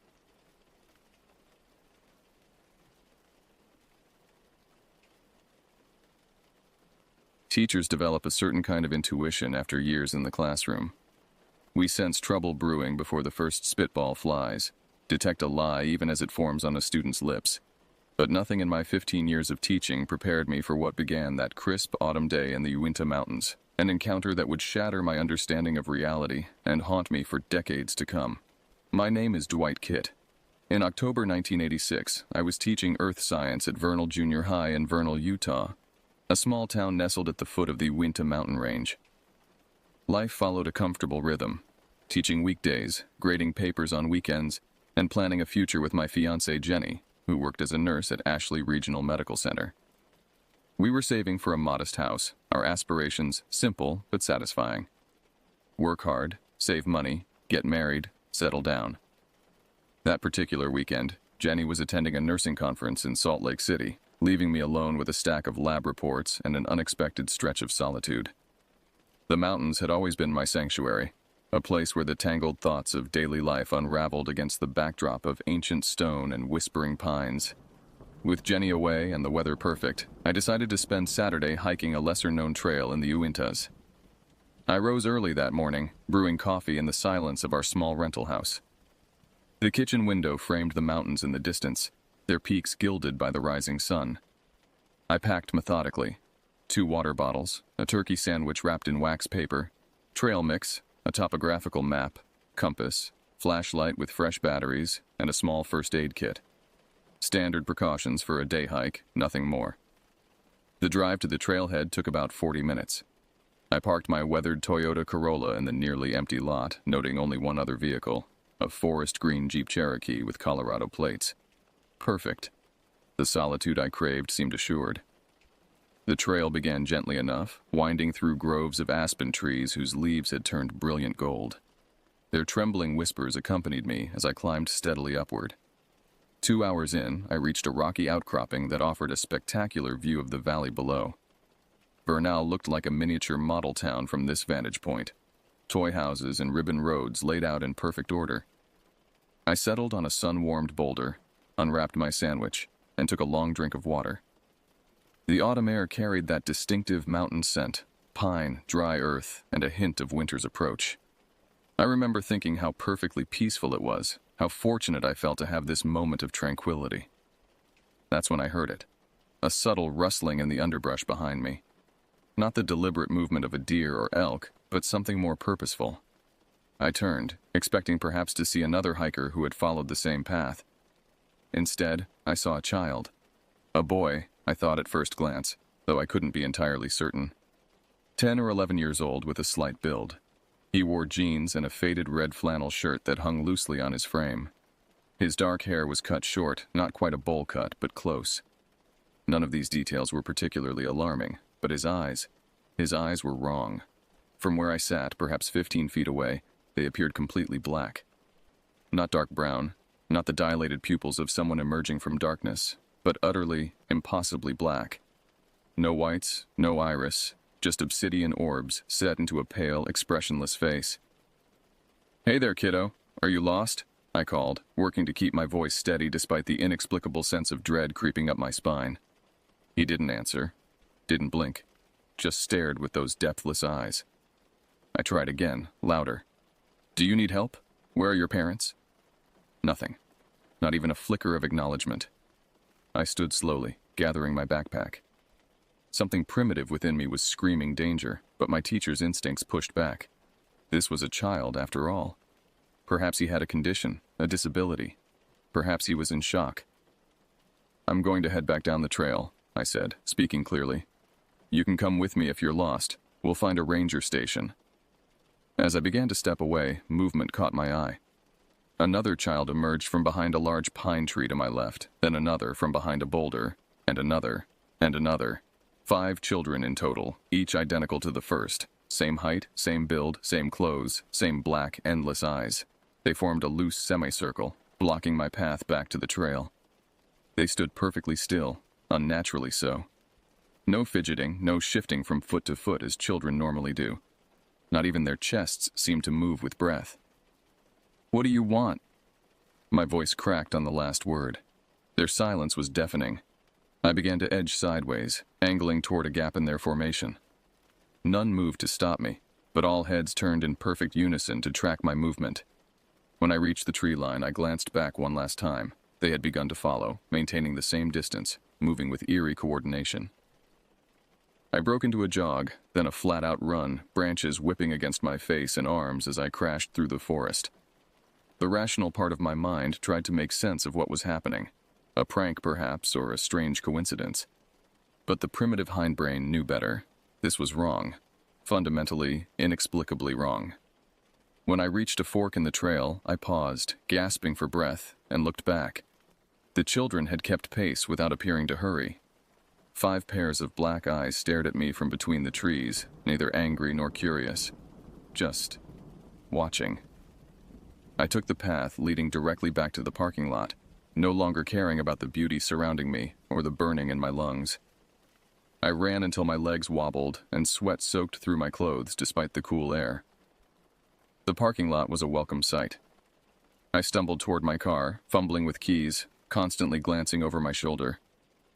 The Jeep Cherokee was gone now, leaving me alone. When I finally looked back at the trailhead, the children had vanished as if they'd never existed. The drive home passed in a blur. My hands trembled on the steering wheel, and I kept checking the rearview mirror, half expecting to see those black eyes staring back at me.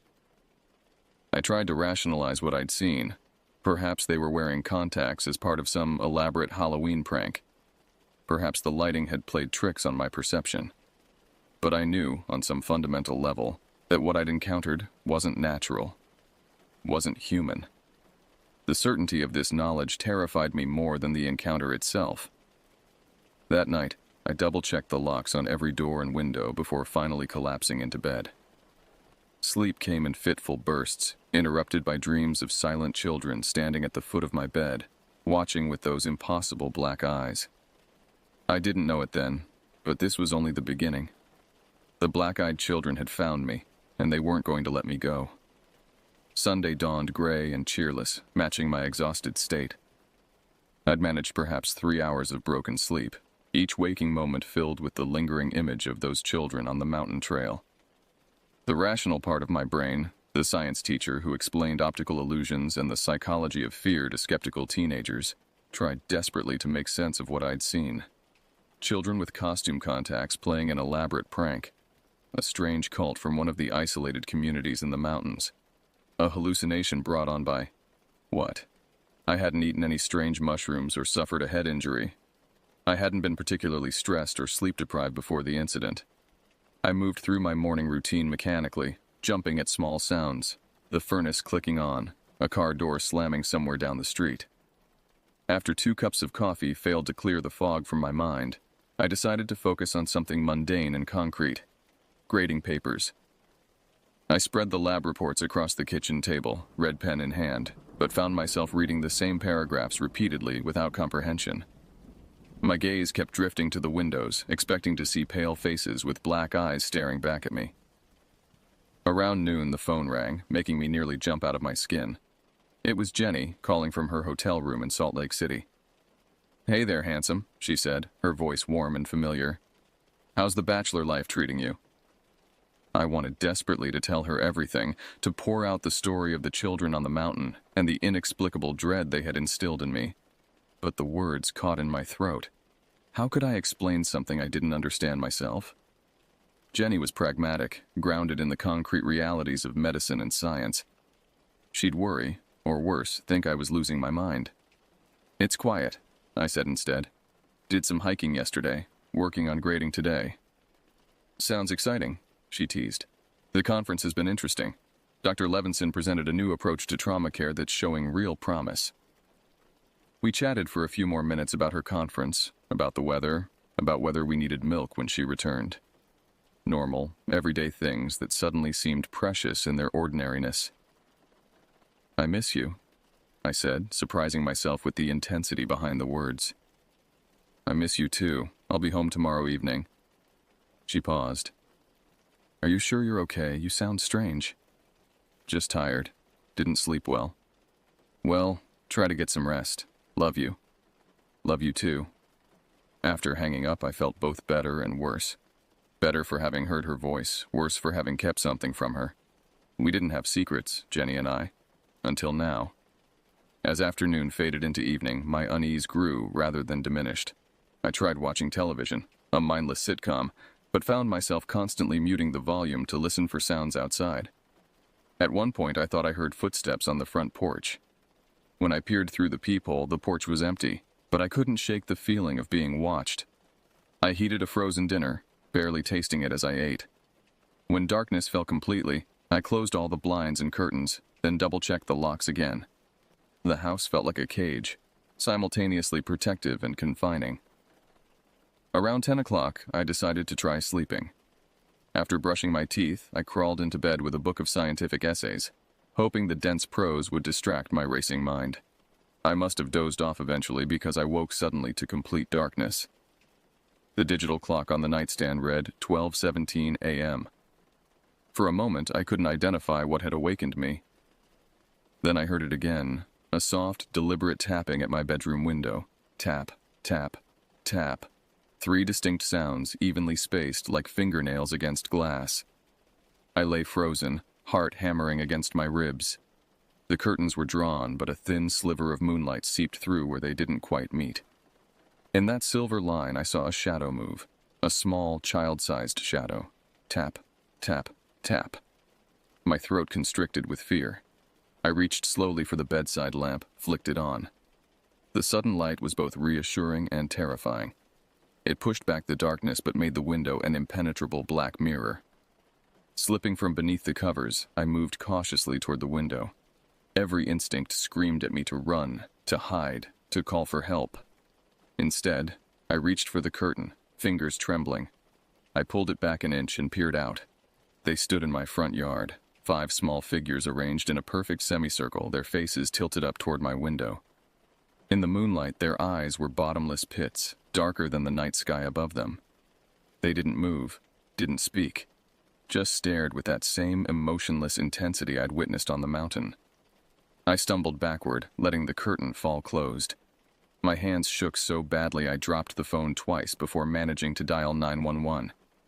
911, what's your emergency? The dispatcher's voice was calm, professional.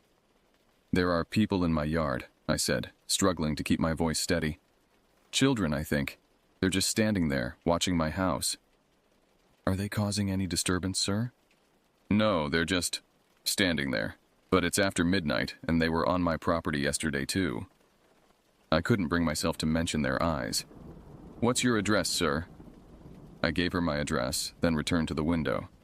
They remained unchanged, unmoving except for their heads, which had tilted at identical angles, as if listening. An officer will be there shortly. Would you like to stay on the line until they arrive? Yes, please. Those minutes of waiting were among the longest of my life. I kept the curtain cracked just enough to watch them, half expecting them to vanish again as they had on the mountain. But they remained, 5 still sentinels in the moonlight. When the patrol car's headlights swept across my front yard, painting everything in harsh white light, the children scattered like shadows fleeing the sun. By the time Officer Tomlinson reached my front door, they were gone. He was young, probably fresh from the academy, with a close-cropped haircut, and an expression that wavered between professional concern and mild annoyance at being called out for what he clearly considered a minor disturbance. Evening, sir. You reported some trespassers? He asked, shining his flashlight around the front yard. Yes, there were some kids out here. They've been following me since yesterday. I hesitated, then added, they had these weird black eyes. Tomlinson raised an eyebrow. Black eyes, huh? You sure about that? I know it sounds crazy, but yes, they were just standing there, staring at me. He took a perfunctory look around, his flashlight beam cutting through the darkness.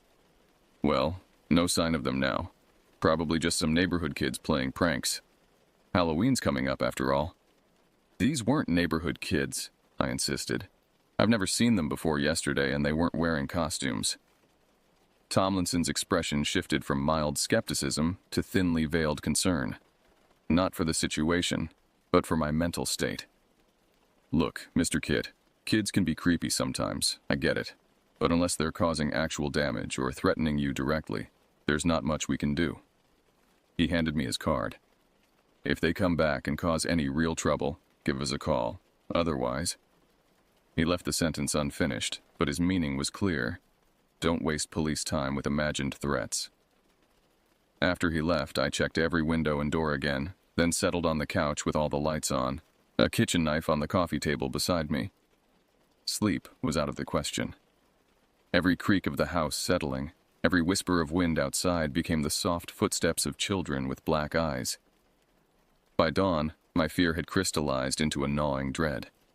I didn't understand what was happening or why, but I knew with absolute certainty that the children would return. And next time, I suspected, they wouldn't simply watch from a distance. The next few days passed in a fog of exhaustion and paranoia. I called in sick on Monday, unable to face the thought of leaving the relative safety of my home. I spent most of the day dozing fitfully on the couch, jumping at every sound, the kitchen knife never far from reach. Jenny returned Monday evening as planned. I met her at the door with desperate relief, embracing her so tightly she laughed in surprise. Wow, someone missed me, she said, setting down her suitcase to return the hug properly. You okay? You look terrible. I forced a smile. Just a touch of the flu, I think. Feeling better already? She pressed a cool hand to my forehead. No fever. Have you been sleeping? Not really. Her nurse's eyes assessed me critically. Well, that explains it. How about I make some soup while you take a hot shower, then early to bed for both of us? With Jenny home, the house felt normal again, protected somehow by her practical presence. As we ate soup at the kitchen table, I considered telling her about the children. But what would I say? That I was being stalked by eerily silent children with completely black eyes? That the police had already dismissed my concerns? That I was afraid to close my eyes because I might see them waiting in the darkness? So I said nothing, asking instead about her conference and colleagues. She talked animatedly about new research and hospital politics, and I clung to the normality of it all like a drowning man to a life raft. That night, with Jenny's warm presence beside me, I finally slept deeply for the first time since the mountain encounter. No tapping at windows, no dark eyes watching. Just blessed, dreamless sleep. Tuesday morning, I felt almost human again. Clear-headed enough to return to school, to focus on my students and their questions about plate tectonics and mineral identification. The familiar routine was comforting, grounding me in reality. But during my free period, instead of grading papers or preparing lab materials, I found myself at the library computer, searching for information about black-eyed children. To my surprise, I found scattered accounts similar to my own experience, encounters with children whose eyes were described as solid black, without whites, or like looking into emptiness. The stories varied in details but shared common elements. The children appeared unexpectedly in isolated locations. They rarely spoke. They induced an inexplicable feeling of dread, and they often seemed to want something from the witness, though that something was never clearly defined. Most accounts ended with the witness fleeing or the children vanishing. None explained what the children were or what they wanted. I printed several of the more coherent accounts, folded them carefully, and tucked them into my briefcase. Later, alone in my classroom during lunch period, I read through them again, noting similarities to my own experience. One account from Arizona particularly resonated: a hiker who encountered black-eyed children on a remote trail, followed by the children appearing at his home days later. That afternoon, I stopped at the public library on my way home and checked out several books on folklore, the paranormal, and unexplained phenomena. Jenny raised an eyebrow when she saw them on the kitchen table, but made no comment beyond, "New lesson plan?" "Just some background reading," I said vaguely, "for the mythology unit next semester." That night, while Jenny watched television, I pored over the books, searching for any reference to black-eyed beings. I found mentions of black-eyed people in obscure forums and fringe publications, but nothing in any reputable source. The closest parallels came from folklore about changelings, supernatural beings left in place of stolen human children, and various demons described in medieval texts. None of it was satisfying. None of it explained what I had seen or why they were following me. Wednesday and Thursday passed without incident. No children in my yard, no tapping at windows. I began to hope, cautiously, that whatever had happened was over. Perhaps they had lost interest. Perhaps they had found someone else to torment. Jenny noticed my improved mood. "You seem better," she commented Thursday evening as we washed dishes together. "More like yourself." "I am better," I agreed, and meant it. The fear hadn't disappeared entirely, but it had receded enough that I could function normally. I'd slept without nightmares, taught my classes effectively, and even planned a weekend hike with a colleague. Safety in numbers, I reasoned. Friday was Spirit Day at school, with students and staff wearing the school colors of blue and gold. The hallways buzzed with excitement about the upcoming basketball game that evening. I wore a blue tie as my concession to school spirit, earning good-natured teasing from students accustomed to my usual earth-toned attire. My last class of the day was particularly rowdy. 32 seventh graders hopped up on the excitement of an upcoming weekend and the energy of youth. By the final bell, I was mentally exhausted but satisfied with the day's work. Most Fridays, I packed up and left with the students, eager to start the weekend. But I had quizzes to grade and lab materials to prepare for Monday, so I stayed behind as the hallways emptied of chattering adolescents and the building settled into after-hours quiet. I was writing test questions at my desk when the temperature in the room seemed to drop suddenly. The fluorescent lights overhead flickered once, twice, then stabilized. A prickling sensation ran up the back of my neck, the primitive warning system of prey sensing a predator. Slowly, I raised my head. They stood in the doorway. 5 identical children with black, empty eyes. No longer in flannel shirts and jeans, but in the blue and gold of Spirit Day, as if they were attempting and failing to blend in. My pen clattered to the desk. "What do you want?" My voice emerged as a hoarse whisper. For the first time, one of them spoke. Its voice was wrong, like multiple voices layered together, some too deep for a child's vocal cords, others too high and thin. "Let us in, teacher." A chill ran through me, settling in my core like ice. "You're already in. What do you want from me?" "Let us in."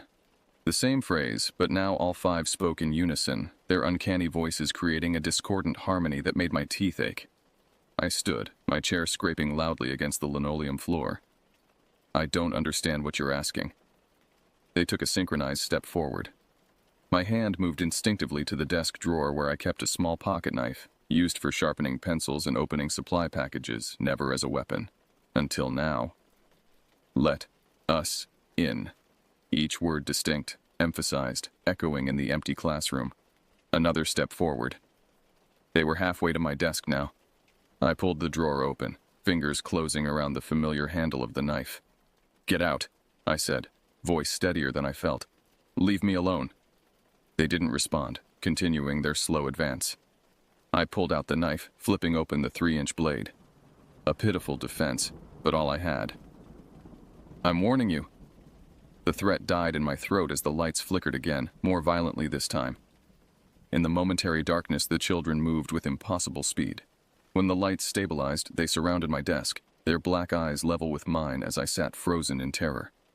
One reached out a pale hand. I slashed wildly with the knife, connecting with nothing but air. Something grabbed my wrist with crushing force. The knife clattered to the floor. The lights went out completely. In the darkness, I felt small hands on my arms, my shoulders, my chest. Cold, strong fingers, too strong for children. I struggled, panic lending me strength I didn't know I possessed. I connected with something solid, a face perhaps, and heard a sound like glass breaking. Then pain, sharp and sudden in my side. Warmth spreading across my shirt. The metallic scent of blood. The world tilted sideways, the floor rushing up to meet me. The last thing I remember is the weight of small bodies pressing down on me and a chorus of whispers. "Let us in, teacher. Let us in." I awoke to the rhythmic beeping of medical equipment and the antiseptic smell of a hospital room. Consciousness returned slowly, in fragmented pieces. White ceiling tiles. The pinch of an IV needle in my arm. The dull throb of pain in my side, muted by what I assumed were powerful painkillers. I tried to sit up and immediately regretted it as pain lanced through my abdomen. A gentle hand pressed me back against the pillows. "Easy there, Tiger. You're not ready for gymnastics just yet." Jenny's face swam into focus above me, her expression a mixture of relief and lingering worry. Dark circles shadowed her eyes, and her normally neat ponytail was coming undone, wisps of auburn hair framing her face. "What happened?" My voice emerged as a dry croak. She reached for a plastic cup of water on the bedside table, guiding the straw to my lips. "You were attacked, at school. The janitor found you unconscious in your classroom around 7 o'clock, bleeding all over your quiz papers." Her attempt at humor couldn't disguise the tremor in her voice. "You've been out for almost 20 hours. I drank greedily, the cool water soothing my parched throat. As she set the cup aside, fragments of memory surfaced. The children surrounding my desk. The knife falling, hands grabbing me in the darkness. "The children," I whispered. "Did they—" Jenny's brow furrowed. "Children? Dwight, there weren't any children. You were alone when Mr. Vasquez found you. But they were there. 5 of them, with black eyes. They followed me from the mountains." The words sounded insane even as I spoke them. Jenny exchanged a glance with someone beyond my field of vision. I turned my head slightly to see Dr. Reeves, the staff physician at Ashley Regional, and a frequent guest at our dinner table. "Dwight," Dr. Reeves said, stepping closer to the bed. "You've suffered a significant trauma. Some confusion is normal." His tone was gentle, but had that particular cadence doctors use when speaking to patients they believe are irrational. "I'm not confused," I insisted, struggling again to sit up despite the pain. "They've been following me since last weekend. They were at our house. I called the police." "Yes, Officer Tomlinson mentioned that when he came by this morning," Jenny said quietly. He said you reported children in our yard Sunday night, but he didn't find anyone. Because they disappeared when he arrived, just like they did on the mountain trail. Frustration and fear made my voice rise. The heart monitor beside the bed registered my increasing agitation with faster beeps. Dr. Reeves placed a calming hand on my shoulder. Dwight, you were found with a stab wound in your side. You lost a considerable amount of blood. The knife found at the scene was your own pocket knife, which you kept in your desk drawer according to your colleagues. They took it, I said, after I dropped it. Another exchange of glances between Jenny and Dr. Reeves. There were no fingerprints on the knife except yours, Jenny said softly, and no evidence anyone else was in the room. The school's security cameras didn't show anyone entering or leaving your classroom after hours except Mr. Vasquez when he found you. That's impossible. They were there. My certainty was beginning to waver under their combined skepticism and the fog of pain medication. Dr. Reeves made a note on my chart. I'm going to increase your pain medication slightly and let you rest. We can discuss this more when you're feeling stronger. Before I could protest further, a nurse appeared and injected something into my IV line. Almost immediately, a warm heaviness spread through my limbs, and the room began to blur around the edges.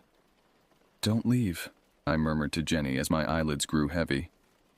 I'll be right here, she promised, squeezing my hand. I drifted into a drugged slumber, but it wasn't restful. In my dreams, children with black eyes stood around my hospital bed, watching silently as I struggled against restraints that hadn't been there when I was awake. Their mouths moved in unison, repeating the same phrase over and over. Let us in. I jerked awake sometime later, heart racing.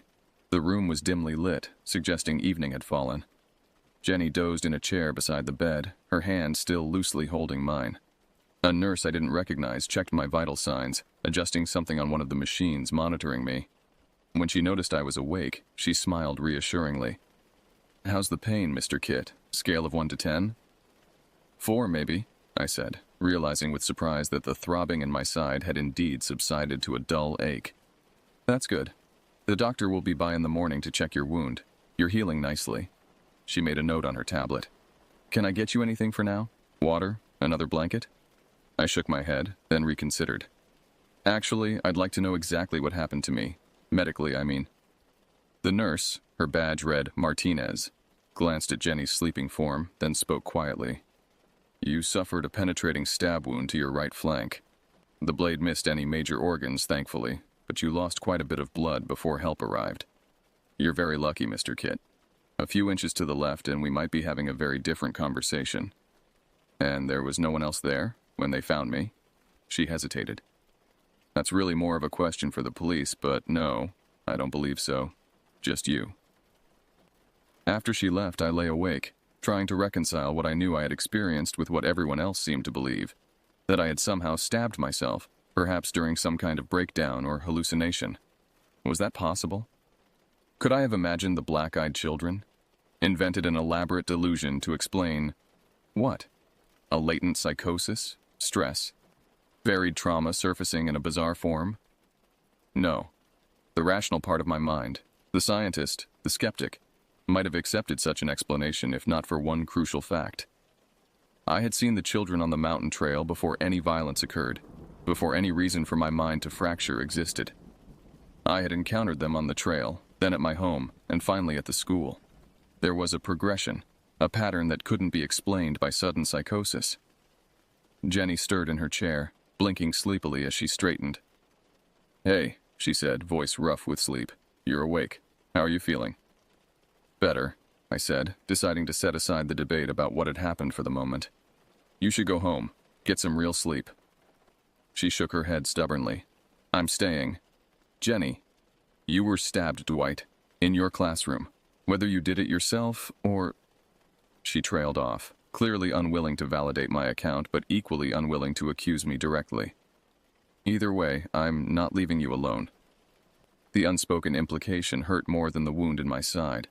She thought I might be capable of harming myself, or worse, that I might be lying about what had happened.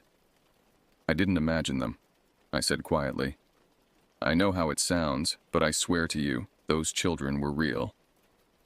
She studied my face for a long moment, then reached out to brush hair from my forehead with a tenderness that made my throat tight. "I believe that you believe it," she said finally. "And that's enough for now. We'll figure this out together, okay?" It wasn't the complete acceptance I'd hoped for, but it was something. A bridge across the chasm of doubt that had opened between us. The police visited the next morning. Not Officer Tomlinson this time, but a detective named Sorensen with gray-streaked hair and eyes that had seen too much. He questioned me thoroughly about the events leading up to the incident, as he carefully termed it. I told him everything. The hike, the first encounter with the children, their appearance at my home, and finally the attack at the school. I omitted nothing, not even the detail of their black eyes or their strange, multi-layered voices. If I was going to be thought insane, I might as well be thorough about it. Detective Sorensen took notes without comment, his expression revealing nothing. When I finished, he closed his notebook and regarded me thoughtfully. "That's quite a story, Mr. Kit." "It's not a story. It's what happened." He nodded, neither agreeing nor disagreeing. "The problem is, we have no evidence to support your account. No fingerprints except yours on the knife. No footprints or DNA from these alleged children. No sightings by any other faculty or staff. The security cameras show you alone in that classroom until Mr. Vasquez found you bleeding on the floor. The cameras must have malfunctioned, or they don't show up on film. I don't know how to explain it, but they were there." Sorensen leaned forward slightly. "Mr. Kit, have you been under unusual stress lately? Problems at work? In your relationship?" "No more than anyone else," I said, frustration bubbling up. "Look, I know how this sounds. If someone told me this story, I'd think they were crazy too. But I know what I saw." Sorensen tapped his pen against his notebook. "Well, for what it's worth, your colleague Mr. Vasquez mentioned that there have been other incidents at the school over the years. Nothing involving violence, but strange occurrences. Voices in empty hallways, items moving on their own, that sort of thing." I latched onto this unexpected support. "See?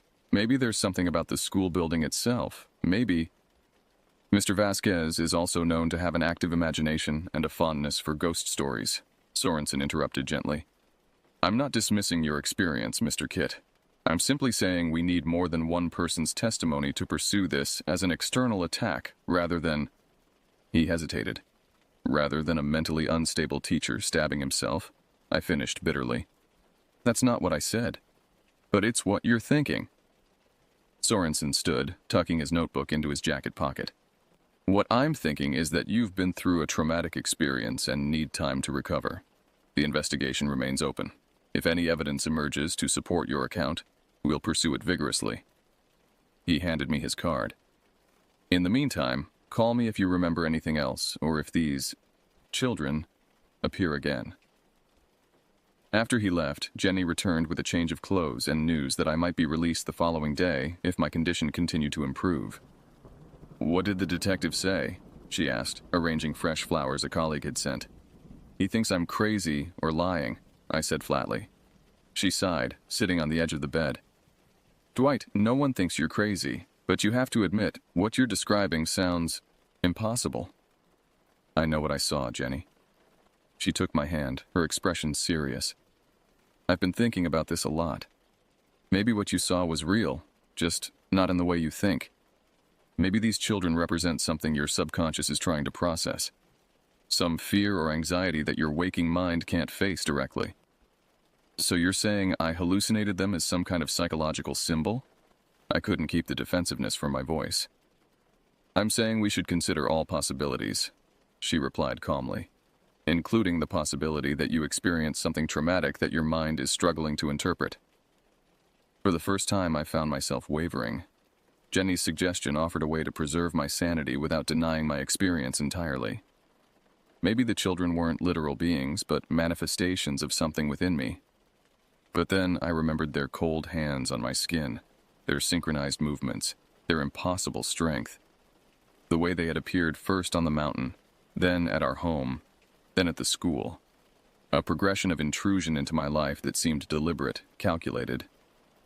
"I don't think it's psychological," I said finally. "But I understand why you'd think that." She smiled sadly. "We'll figure it out together. Whatever's happening, you don't have to face it alone. That night, alone in my hospital room after Jenny had finally been persuaded to go home for proper rest, I lay awake, staring at the ceiling.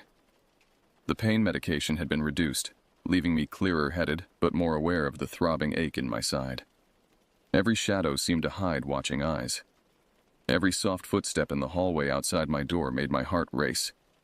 I knew, with the same inexplicable certainty that had haunted me since the mountain trail, that the black-eyed children weren't finished with me. Whatever they wanted, whatever let us in, meant they would return to claim it. I was released from the hospital 3 days after the attack, with strict instructions to rest and avoid strenuous activity for at least 2 weeks.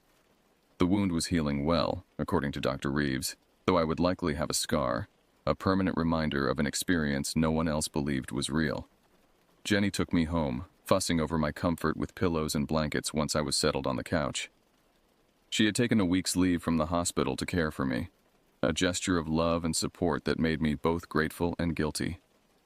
Grateful for her presence, guilty for the worry I saw in her eyes whenever she looked at me.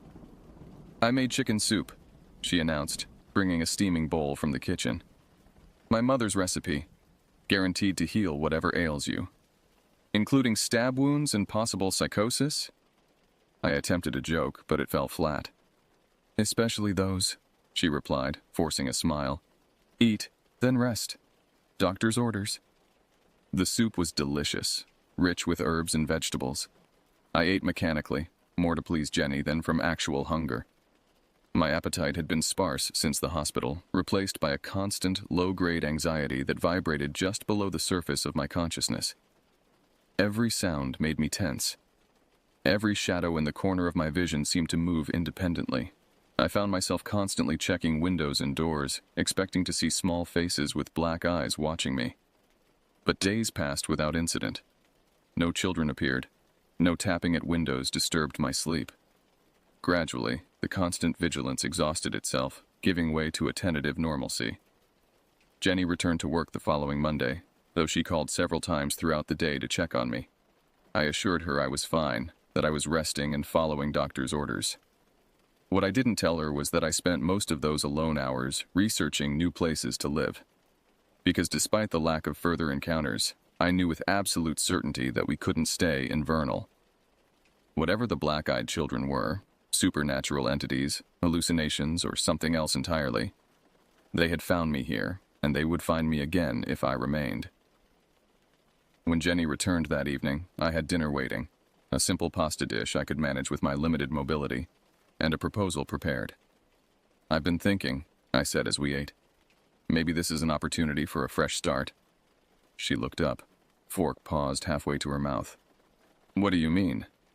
"I mean, maybe we should consider moving, not just to a different house, but away from Vernal entirely." She set her fork down slowly. "Because of what happened?" "Partly," I admitted.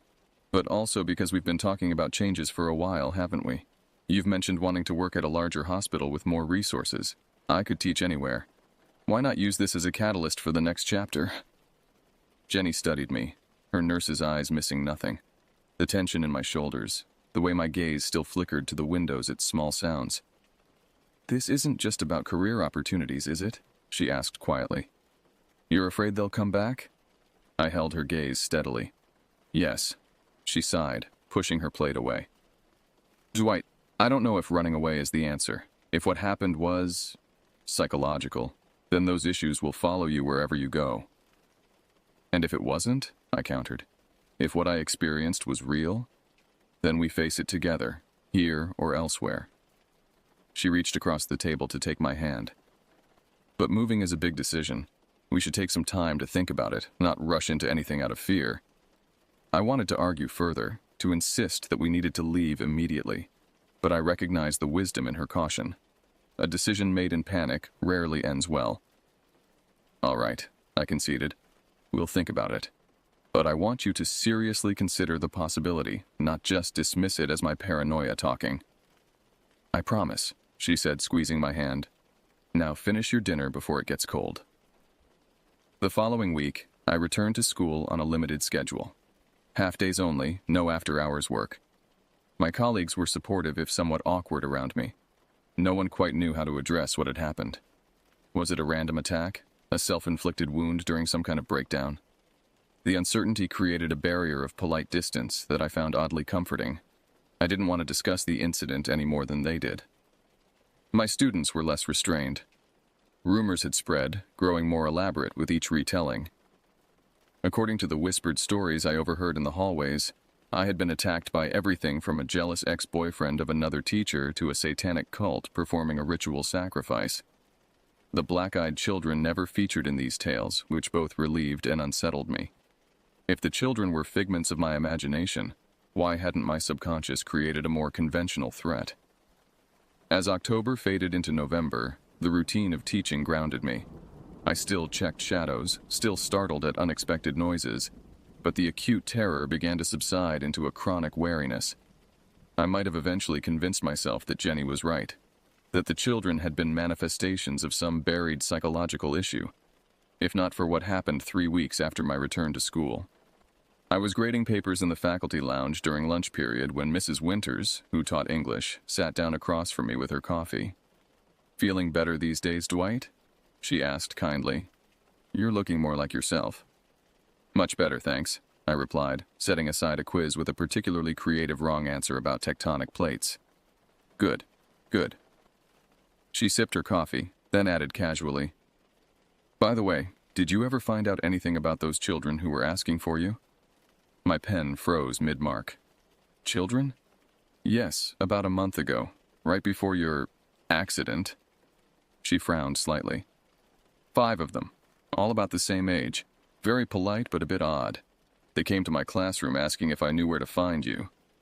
The blood drained from my face so rapidly that Mrs. Winters reached across the table in concern. "Dwight, are you all right? You've gone white as a sheet." I had to swallow to continue. "Did you notice anything unusual about their eyes?" She thought for a moment. "Now that you mention it, yes, very dark eyes, almost black. I assumed they were of Asian descent, though they weren't. Well, actually, I'm not sure what ethnicity they were. Isn't that strange? I can picture them clearly, but I couldn't tell you if they were white or Hispanic or..." She shrugged, seemingly unbothered by this peculiarity. "When exactly was this?" My voice sounded distant to my own ears. "Let me think. It would have been a Friday, I believe. Yes, the Friday before Spirit Day. I remember because they were wearing blue and gold, which I thought was charming. School spirit in one so young. The same day they had attacked me in my classroom. They had been in the school earlier looking for me." "Did you tell them where to find me?" I asked, dreading the answer. "No, it was the end of the day and you'd already left, I think. I told them they could probably find you Monday morning." She tilted her head, studying my expression. "Dwight, what's wrong? Were they not supposed to be looking for you?" I forced a smile. "No, it's fine. I just didn't realize they'd come to the school." The conversation shifted to other topics, but my mind remained fixed on this new revelation. The children had been seen by someone else. They were real, not hallucinations or manifestations of my psyche. And they had been deliberately tracking me, asking for me by name. That evening, I showed Jenny apartments and teaching positions in Colorado, Arizona, even as far as Oregon. The conviction that we needed to leave Vernal had solidified into certainty after Mrs. Winters' revelation. To my surprise, Jenny was receptive. "I've been thinking about what you said," she admitted. "And maybe you're right. A fresh start might be good for both of us." "What changed your mind?" I asked, surprised by her reversal. She hesitated. "I ran into Gloria Winters at the hospital yesterday. She mentioned your conversation." Jenny looked at me directly. "If these children are real, and they're connected to what happened to you, then I don't want to wait around for them to try again." Relief washed through me. "So you believe me now?" "I believe something happened that can't be easily explained. And I believe you're genuinely afraid. That's enough for me to consider moving." She pointed to a listing for a 2-bedroom apartment in Durango, Colorado. "This one looks promising. Durango has a good hospital, and there are several schools in the area. Plus, the mountains are gorgeous." Within a month, we had both secured positions in Durango, Jenny at Mercy Regional Medical Center, me at a middle school on the outskirts of town. We sold most of our furniture, packed our essential belongings into a U-Haul trailer, and said goodbye to Vernal 2 days after Christmas. The drive to Durango took just over 5 hours, crossing from Utah into Colorado as snowflakes began to swirl around our car. The apartment we'd rented sight unseen was small but clean, with large windows that looked out on the San Juan Mountains. As we unpacked that evening, exhausted but exhilarated by the newness of it all, Jenny wrapped her arms around me from behind. "Happy?" she asked, resting her chin on my shoulder. I turned to face her, drawing her close. "Yes, thank you for doing this, for believing in me enough to uproot your life." "Our life," she corrected. "And it needed uprooting anyway. We were getting too comfortable, too settled." She kissed me softly.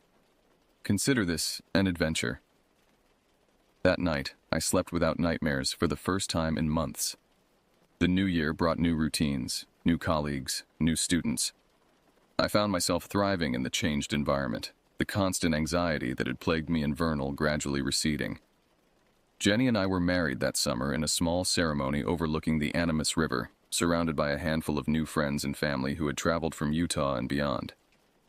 Life settled into a rhythm that felt both familiar and refreshingly different.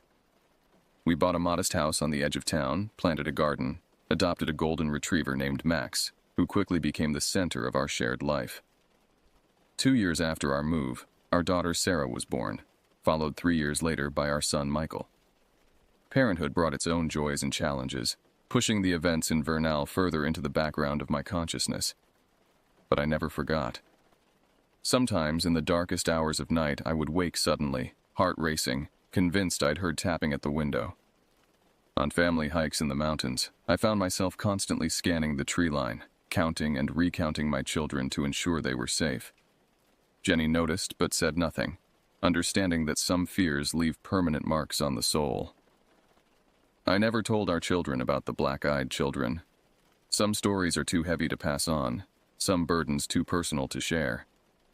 But I taught them to trust their instincts, to recognize the warning signs their bodies give when danger is near. If something feels wrong, I would tell them, it probably is. Don't ignore that feeling. Over the years, I researched similar encounters, collecting accounts from across the country and beyond. Some details varied, but the core elements remained consistent. The black eyes, the unnatural stillness, the request to be let in.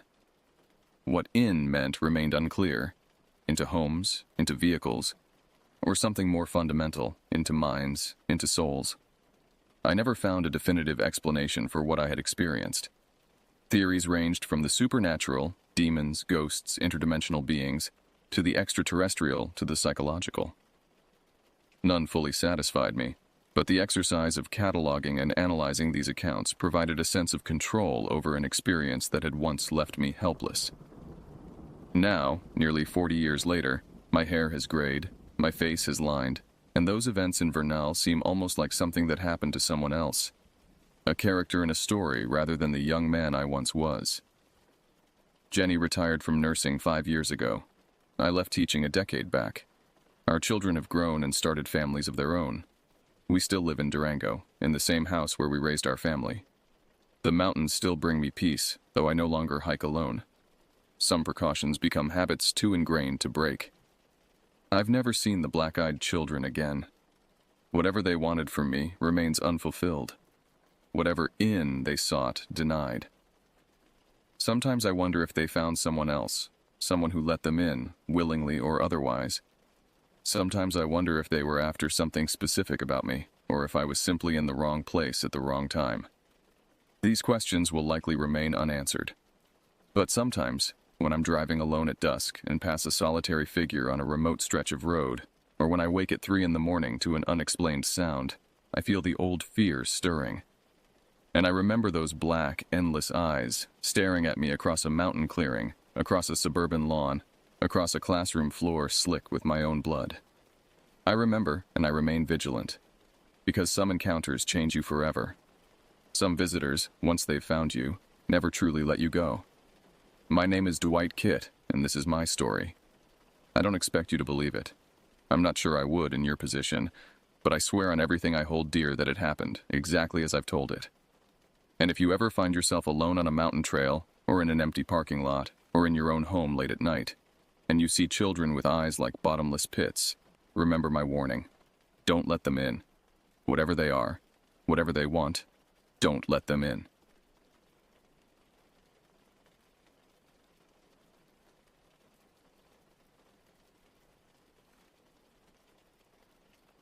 It was late May of 2021 when my husband Michael, our friend Bella, and I decided to embark on what we thought would be a refreshing wilderness adventure. After 18 months of pandemic restrictions, the wide-open spaces of Big Bend National Park in Texas seemed like the perfect escape from our claustrophobic urban existence in Austin. We weren't exactly seasoned outdoors people, but we weren't novices either. I had grown up on 8 acres of forested land in East Texas, where coyotes were frequent visitors. Michael had been a Boy Scout and had maintained his love for hiking well into adulthood. Bella was the most experienced among us, having spent several summers as a camp counselor and guide in the Appalachians. I think we should really push ourselves this time, Bella suggested during our planning session at our kitchen table. Big Bend offers primitive camping areas where we can truly disconnect. Michael nodded enthusiastically while scrolling through pictures of the park's vast desert expanses and dramatic canyons. Some of these remote sites look incredible. We could have the stars all to ourselves. I felt a slight hesitation. While I appreciated nature, I also respected its dangers. Are we sure we're ready for primitive camping? That's pretty isolated if something goes wrong. That's part of the appeal, Bella countered, her eyes bright with excitement. When was the last time we did something that pushed us out of our comfort zones? I couldn't argue with that logic. The pandemic had shrunk our worlds considerably, and the prospect of wide-open spaces held tremendous appeal. Besides, we would be prepared. We had decent gear, would bring ample supplies, and between the 3 of us, possessed a reasonable amount of outdoor knowledge. You're right, I conceded, warming to the idea.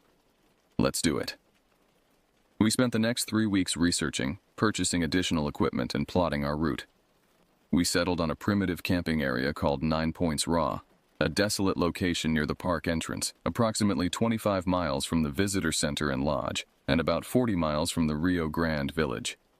In other words, we would be nowhere near civilization. As our departure date approached, I experienced occasional flashes of anxiety about the trip. Twice I dreamed of being lost in endless desert, searching for a campsite that kept moving just beyond the horizon. I dismissed these as pre-trip jitters and focused instead on the packing list I'd meticulously created. The night before our departure, as Michael slept soundly beside me, I found myself wide awake at 3 a.m., staring at the ceiling. A thought surfaced from some primal part of my brain. Asterisk. There are things in the wilderness that we don't understand. I pushed the thought away and eventually drifted into an uneasy slumber. We left Austin early on a Friday morning, the SUV packed tightly with our gear. The drive to Big Bend takes about 7 hours from Austin, not counting stops. As we moved southwest, the landscape gradually transformed from the hill country's gentle slopes to increasingly arid terrain. By the time we passed through Marathon, the last town before the park, the scenery had become decidedly desert-like. Sparse vegetation, exposed rock formations, and vast stretches of apparent nothingness. It's so empty out here, Michael commented, voicing what we were all thinking. Makes you feel small. Bella, who was driving at this point, nodded. That's the beauty of it. We forget how much space there actually is in the world when we're cramped in cities. Or how insignificant we are, I added, feeling a strange mixture of awe and unease as I gazed at the harsh landscape. The desert didn't care if we existed. It would remain long after we were gone. We reached the park entrance around 3:30 p.m. After checking in at the ranger station and obtaining our permits, we received a brief orientation about park rules, wildlife awareness, and emergency protocols. The ranger, a weathered woman in her 50s named Ranger Martinez, studied our permit with a slight frown. 9 Points Raw? That's quite isolated, she remarked. You folks have primitive camping experience? We do, Bella assured her confidently. Good. Just remember, cell service is non-existent out there, and the nearest help is a good hour away by vehicle. She handed us a map with our camping area circled. Stay aware of your surroundings, especially at night. We've had more wildlife activity than usual this season. What kind of wildlife? I asked. The usual desert creatures, Coyotes, javelinas, the occasional mountain lion. Nothing to worry about if you take proper precautions. She paused. Also, temperatures drop significantly at night this time of year. Be prepared for that. We thanked her for the information and headed back to our vehicle. As we drove deeper into the park, the landscape became increasingly dramatic. Towering mesas, undulating hills streaked with layers of mineral deposits, and the occasional burst of desert flora adding splashes of muted color to the predominantly tan and rust-colored panorama. "It's beautiful," I said, "but somehow forbidding." "That's what makes it exciting," Michael replied, eyes scanning the horizon. "It's one of the few places left that hasn't been tamed." We reached the turnoff for 9 Points Raw just after 4 p.m. The final stretch to our designated camping area involved navigating a rough dirt road that tested our SUV's suspension. When we finally arrived, the isolation was immediately apparent. The nearest other campsite must have been miles away. We were truly alone. Our camping spot was situated on a flat expanse of desert, with scattered creosote bushes and ocotillo plants providing minimal texture to the otherwise barren surroundings. In the distance, rugged hills rose dramatically against the intensely blue sky. The silence was profound, an absence of sound so complete it seemed to press against my eardrums. "Well," Bella said, breaking the silence, "this is exactly what we wanted." We set to work immediately, knowing we had limited daylight remaining. Michael and I assembled our tent while Bella organized our cooking gear. By 5:30 p.m., our camp was established. Tent secured, supplies organized, and a small designated cooking area prepared. As the sun began its descent, the temperature started to drop, and the quality of light transformed. The desert took on golden hues, with long shadows stretching across the ground. It was breathtakingly beautiful, yet as darkness approached, I couldn't shake a growing sense of vulnerability. Out here, we were exposed in a way that felt both liberating and deeply unsettling. After setting up camp, we sat in our folding chairs eating the sandwiches we'd prepared before leaving Austin. The approaching sunset painted the landscape in dramatic oranges and purples, creating an almost otherworldly atmosphere. "What's the plan for tomorrow?" Michael asked, opening a can of beer. Bella pulled out her map. "I was thinking we could hike toward Grapevine Hills in the morning while it's still cool. It's about a 6-mile round trip from here." As they discussed potential routes, my attention drifted to the darkening horizon. The vastness of the park was beginning to register in a visceral way. Hundreds of thousands of acres of wilderness surrounding us, most of it rarely touched by human feet. "What about tonight?" I asked, turning back to the conversation. "It seems a shame to just sit in the tent once it gets dark." Bella's eyes lit up. "I was hoping you'd say that. What about a night hike? The moon is nearly full, and the trail to Coyote Flat is supposedly amazing at night." "How far is that?" Michael asked. "About 2 miles each way. Nothing too strenuous, but far enough to feel like we're really experiencing the desert at night." I considered this. Night hiking wasn't something we'd done before, but the idea held a certain appeal. The desert would transform after dark, revealing aspects invisible during daylight. "I think we should do it," I said, surprising myself with my enthusiasm.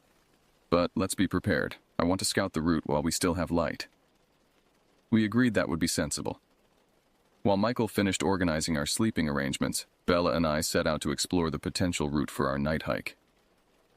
The terrain was mostly flat desert with scattered ground vegetation, easy enough to navigate during the day, but potentially confusing after dark. "We should mark the path," I suggested as we walked. "Otherwise we might get turned around out here. Everything looks the same." Bella nodded in agreement. "Good thinking." We spent the next hour creating small rock piles every 50 feet or so along our proposed route. These cairns would serve as our breadcrumb trail back to camp. The physical activity helped dispel some of my earlier unease, replacing it with a sense of preparation and control. "This should work well," Bella said as we placed the final marker about a mile from camp. "We can easily follow these back." As we returned to camp, the sunset had progressed to its final stages, with just a sliver of fiery orange remaining on the horizon. The temperature was dropping rapidly, and I shivered despite my jacket. "Second thoughts?" Bella asked, noticing my reaction. "No, just getting used to the temperature swing," I replied. "I'm actually looking forward to seeing this place at night." Back at camp, we prepared a simple dinner of rehydrated camping meals heated on our portable stove. As we ate, stars began appearing overhead. First just a few bright points, then dozens, hundreds, thousands, until the sky was overflowing with light. The Milky Way emerged as a luminous band stretching across the heavens. "Worth the trip just for this view," Michael murmured, gazing upward. We planned to set out on our night hike around 10 p.m., giving our food time to settle and allowing the full majesty of the night sky to develop. As we waited, we sipped hot chocolate and shared stories of previous outdoor adventures, though none compared to the isolation we were currently experiencing. At 9:45 p.m., we gathered our equipment for the hike: headlamps, water bottles, a small first aid kit, and walking sticks. Despite the bright moonlight, I insisted we each carry backup flashlights and extra batteries. "Ready for an adventure?" Bella asked, securing her headlamp. I nodded, feeling a mixture of excitement and apprehension. Ready as I'll ever be. We set out from our campsite at precisely 10 p.m., our headlamps cutting bright swaths through the darkness. Despite the moonlight, which bathed the landscape in silver, the desert at night felt fundamentally different from its daytime incarnation. Shadows pooled in unexpected places, and familiar objects took on strange, almost threatening forms. The first 10 minutes of our hike proceeded uneventfully. Our spirits were high as we followed the trail of rock cairns I had placed earlier. The desert air was crisp and clean, carrying the subtle scent of creosote and dust. Above us, the night sky displayed its full glory, stars so numerous and bright that they seemed almost within reaching distance. "This is incredible," Michael whispered, his voice unconsciously hushed by the vastness surrounding us. "I've never seen the stars so clearly." "It's because we're so far from light pollution," Bella explained. "Plus, the desert air has less moisture to distort the light." I was about to respond when a sound caught my attention, a faint, scuttling noise approximately 50 feet behind us. I paused, turning my headlamp in that direction, but saw nothing. "Did you hear that?" I asked. "Probably just a lizard or maybe a kangaroo rat," Bella suggested. "The desert comes alive at night." We continued walking, but I found myself glancing backward more frequently. The strange sensation of being watched was beginning to creep up my spine. I tried to dismiss it as an overactive imagination triggered by the unfamiliar environment. A few minutes later, we heard the scuttling sound again, this time noticeably closer and louder, suggesting something larger than a small rodent. "That sounds bigger," Michael commented, also turning to scan the darkness behind us. "Could be a javelina," Bella suggested, though her voice had lost some of its confidence. "They're common in this area." We stood still, our headlamps sweeping the surrounding terrain.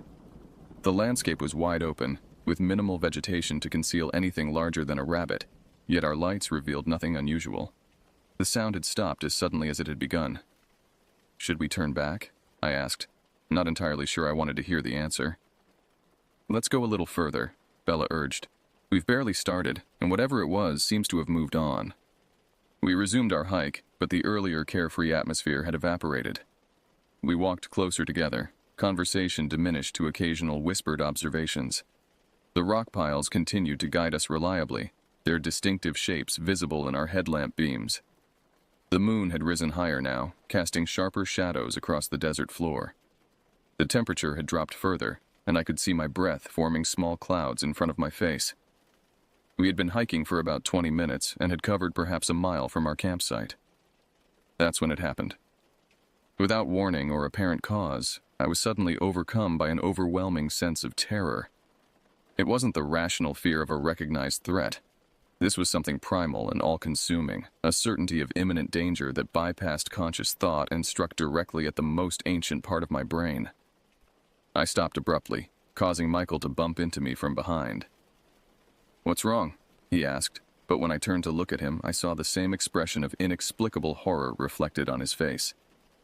Bella had frozen a few steps ahead. "Do you feel that?" she whispered, her voice trembling. I nodded, unable to form words. The silence around us had deepened, as if the desert itself was holding its breath. There was no wind, no insect sounds, no distant calls of nocturnal birds. Nothing but our increasingly rapid breathing. And then it came, a scream that defied classification.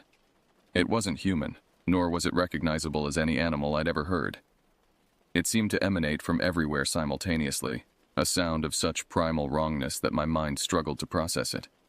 The scream lasted for perhaps 3 seconds, but in that brief time, it communicated an unmistakable message. We were not welcome here. Time seemed to suspend itself as the scream echoed across the desert. We stood frozen, our bodies locked in place by primitive fear. I could feel my heart hammering against my ribcage, its rhythm frantic and irregular. My mouth had gone completely dry, and a cold sweat broke out across my forehead despite the chill night air. "What the hell was that?" Michael finally managed, his voice barely audible. I scanned our surroundings desperately, but my headlamp revealed nothing unusual in the immediate vicinity. The desert stretched out around us, seemingly empty yet suddenly threatening in ways I couldn't articulate. "We need to go back," Bella whispered, the usual confidence drained from her voice. "Now." No one argued. By unspoken consensus, we turned and began moving rapidly in the direction of our campsite. I don't remember consciously deciding to run, but within moments we were all sprinting, our headlamps bobbing wildly and creating disorienting patterns of light and shadow. The return journey quickly became a nightmare of confusion and escalating panic. In our haste, we struggled to locate the rock cairns that had seemed so obvious on our outward journey. When we did spot them, they appeared altered somehow, not in their position, but in their arrangement. "The rocks," I gasped between labored breaths. "They look different." Michael paused briefly to examine the nearest pile. "They've been moved," he confirmed, his voice tight with fear. "Someone, or something, has touched them." This realization sent a fresh surge of adrenaline through my system. The markers hadn't been displaced by wind or animals inadvertently bumping into them. They had been deliberately altered. Someone or something had followed our trail, examining and changing the very markers we had created. We pushed on, moving as quickly as possible through the disorienting darkness. The moonlight, which had seemed so helpful earlier, now created deceptive shadows that played tricks on our senses. Several times I thought I saw movement at the periphery of my vision, only to find nothing when I turned to look directly. After what felt like an eternity, but was probably only 10 or 15 minutes, we reached a distinctive large boulder that I recognized from our outward journey. I knew we had placed a particularly large rock pile beside it as a major landmark. "The boulder," I panted, pointing ahead. "That means we're on the right track. The camp should be about half a mile beyond it." We approached the boulder cautiously.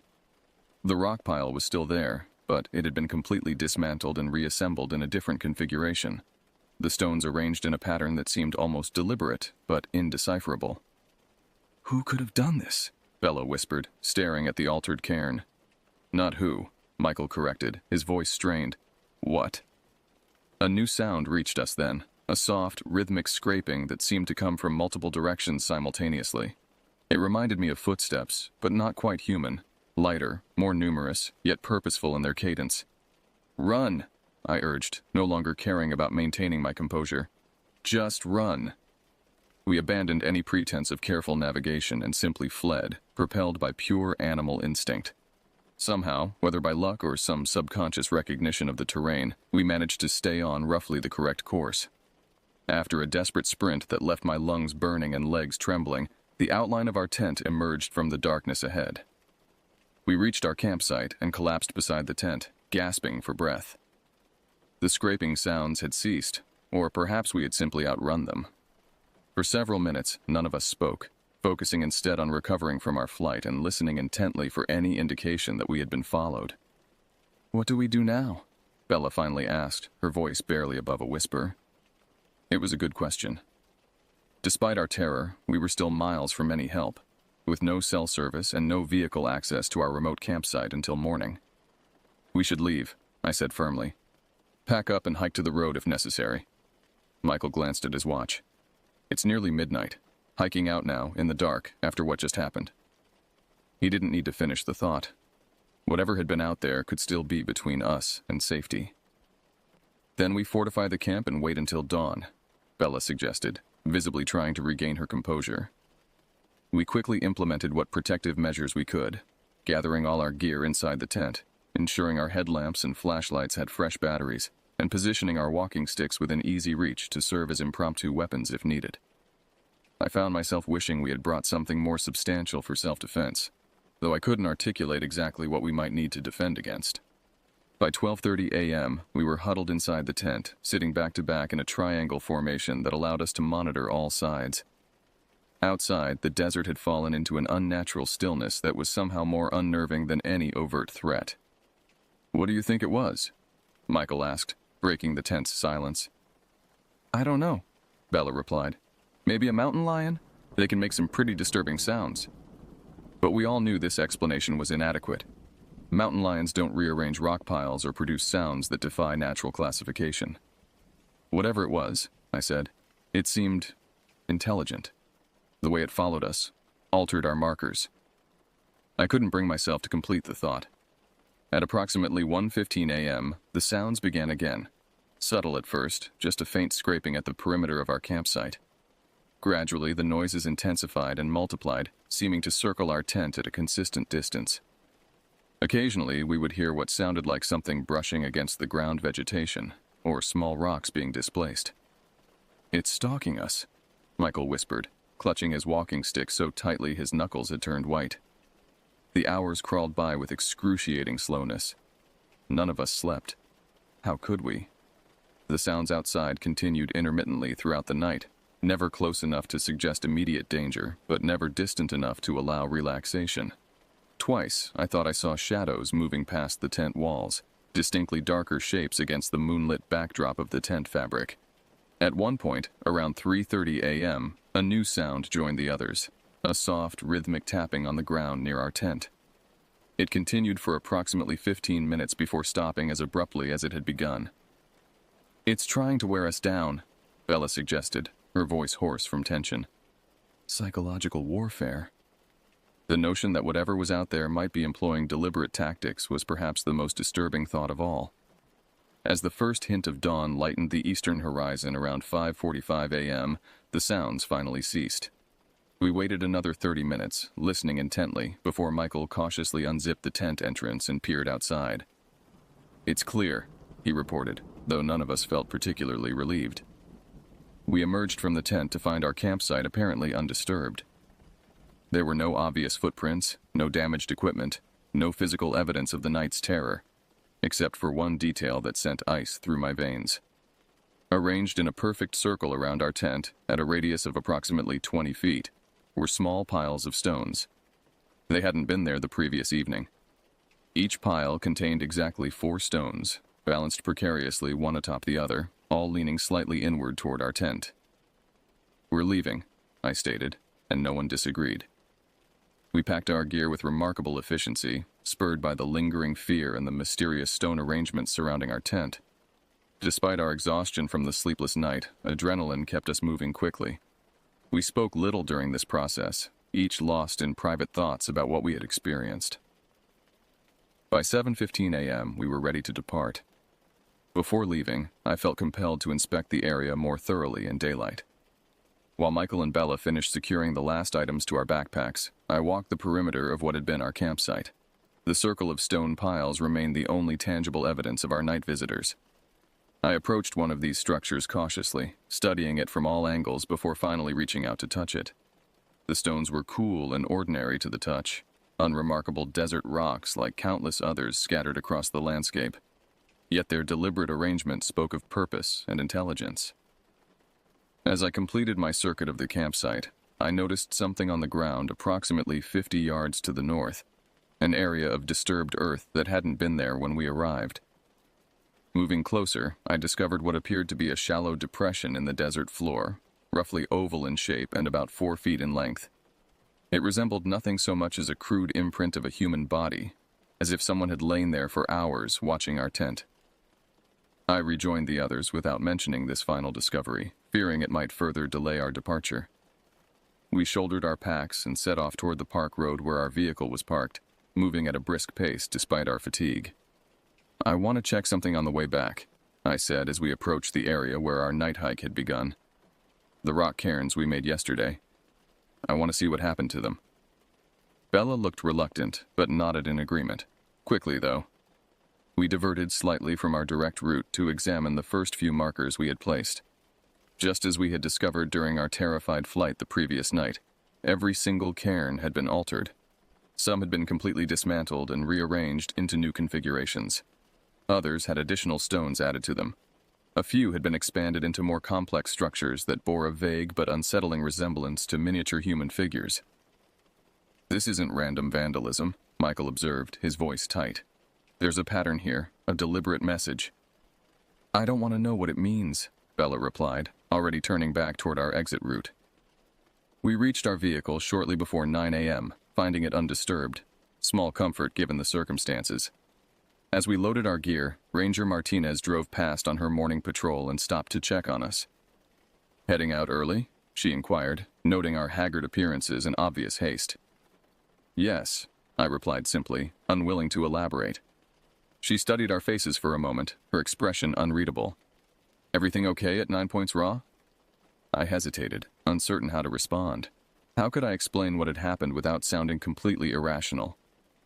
"We heard some unusual sounds last night," Michael offered cautiously. "Made us a bit uncomfortable." The ranger nodded slowly. "Wildlife can be disconcerting if you're not used to it." "What kind of sounds?" "Screaming," Bella said flatly, "like nothing I've ever heard before." Something flickered across Ranger Martinez's face. Recognition, concern, or perhaps resignation. 9 Points Raw has a reputation for being acoustically unusual. Sound carries strangely out there, bounces off the rock formations in unexpected ways. Her explanation was reasonable, scientific even, yet it failed to account for the rearranged markers, the stone circle around our tent, or the overwhelming sense of malevolent presence we had experienced. "We're going to try one of the developed campgrounds for the rest of our stay," I said, changing the subject. "Good idea for first-timers," she agreed, seemingly relieved by the shift in conversation. "Rio Grande Village has some nice spots available. Stop by the visitor center on your way, they'll get you sorted." As she drove away, I couldn't shake the feeling that her explanation had been too ready, too practiced, as if she had offered similar rationalizations to other shaken campers before us. We spent the remaining 2 days of our trip at Rio Grande Village, a developed campground with amenities, park staff, and most importantly, other people. The contrast with 9 Points Raw couldn't have been more stark. Here, the desert seemed benign, even welcoming, its beauty unmarred by the inexplicable dread we had experienced. None of us spoke much about what had happened. During daylight hours, surrounded by the mundane activities of ordinary camping, cooking meals, reading books, taking guided hikes with rangers, it was almost possible to convince ourselves that we had overreacted to normal wilderness sounds and shadows. Almost. But each night, as darkness fell, the memories returned with surprising intensity. We stayed close to our campsite after sunset, declining invitations from neighboring campers to join their stargazing expeditions. When the wind rustled the tent fabric or distant coyotes called to one another, I found myself tensing instinctively, straining to distinguish natural sounds from whatever we had heard at 9 Points Raw. On our final morning in Big Bend, as we prepared for the drive back to Austin, Michael finally broached the subject we had been avoiding. "We should talk about what happened," he said quietly, as Bella went to return our campsite permit to the ranger station. I nodded, having reached the same conclusion. "What do you think it was?" Michael considered the question carefully before responding. "I don't know. Nothing natural, I'm pretty certain of that." "But not supernatural either," I insisted, needing to establish some boundaries around the experience. "Whatever it was exists in this world, follows physical laws." "Agreed. But that doesn't mean it's something science has cataloged or explained yet." He paused, choosing his next words with care. "The desert is ancient. Humans are relatively new here. Maybe there are residents that prefer to remain undisturbed." The conversation paused as Bella returned, catching the serious expressions on our faces.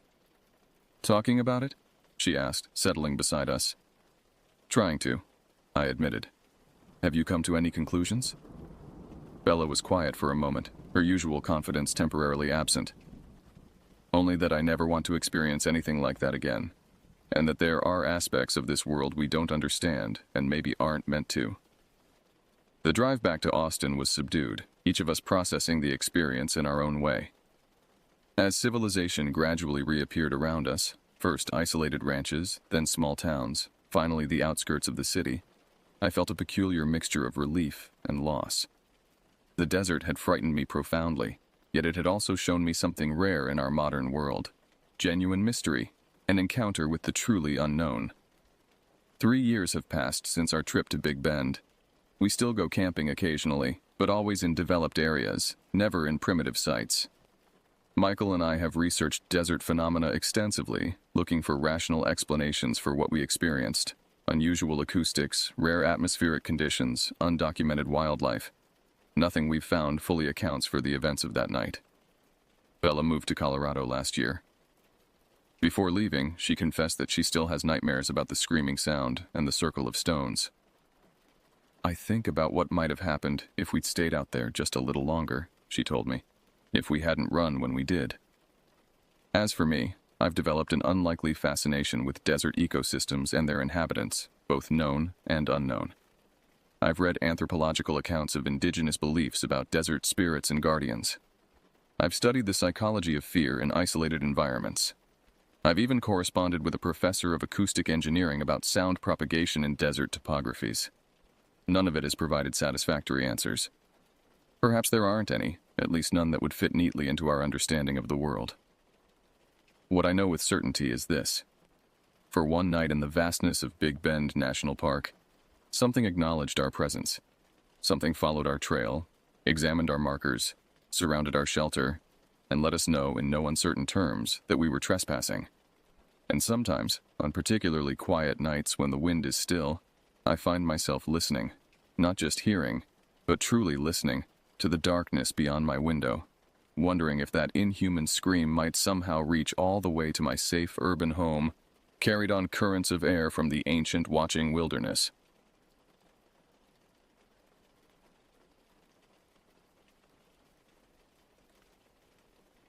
I'm 26 now and living in Pennsylvania, but my childhood was spent in the dense, verdant forests of Montpelier, Vermont.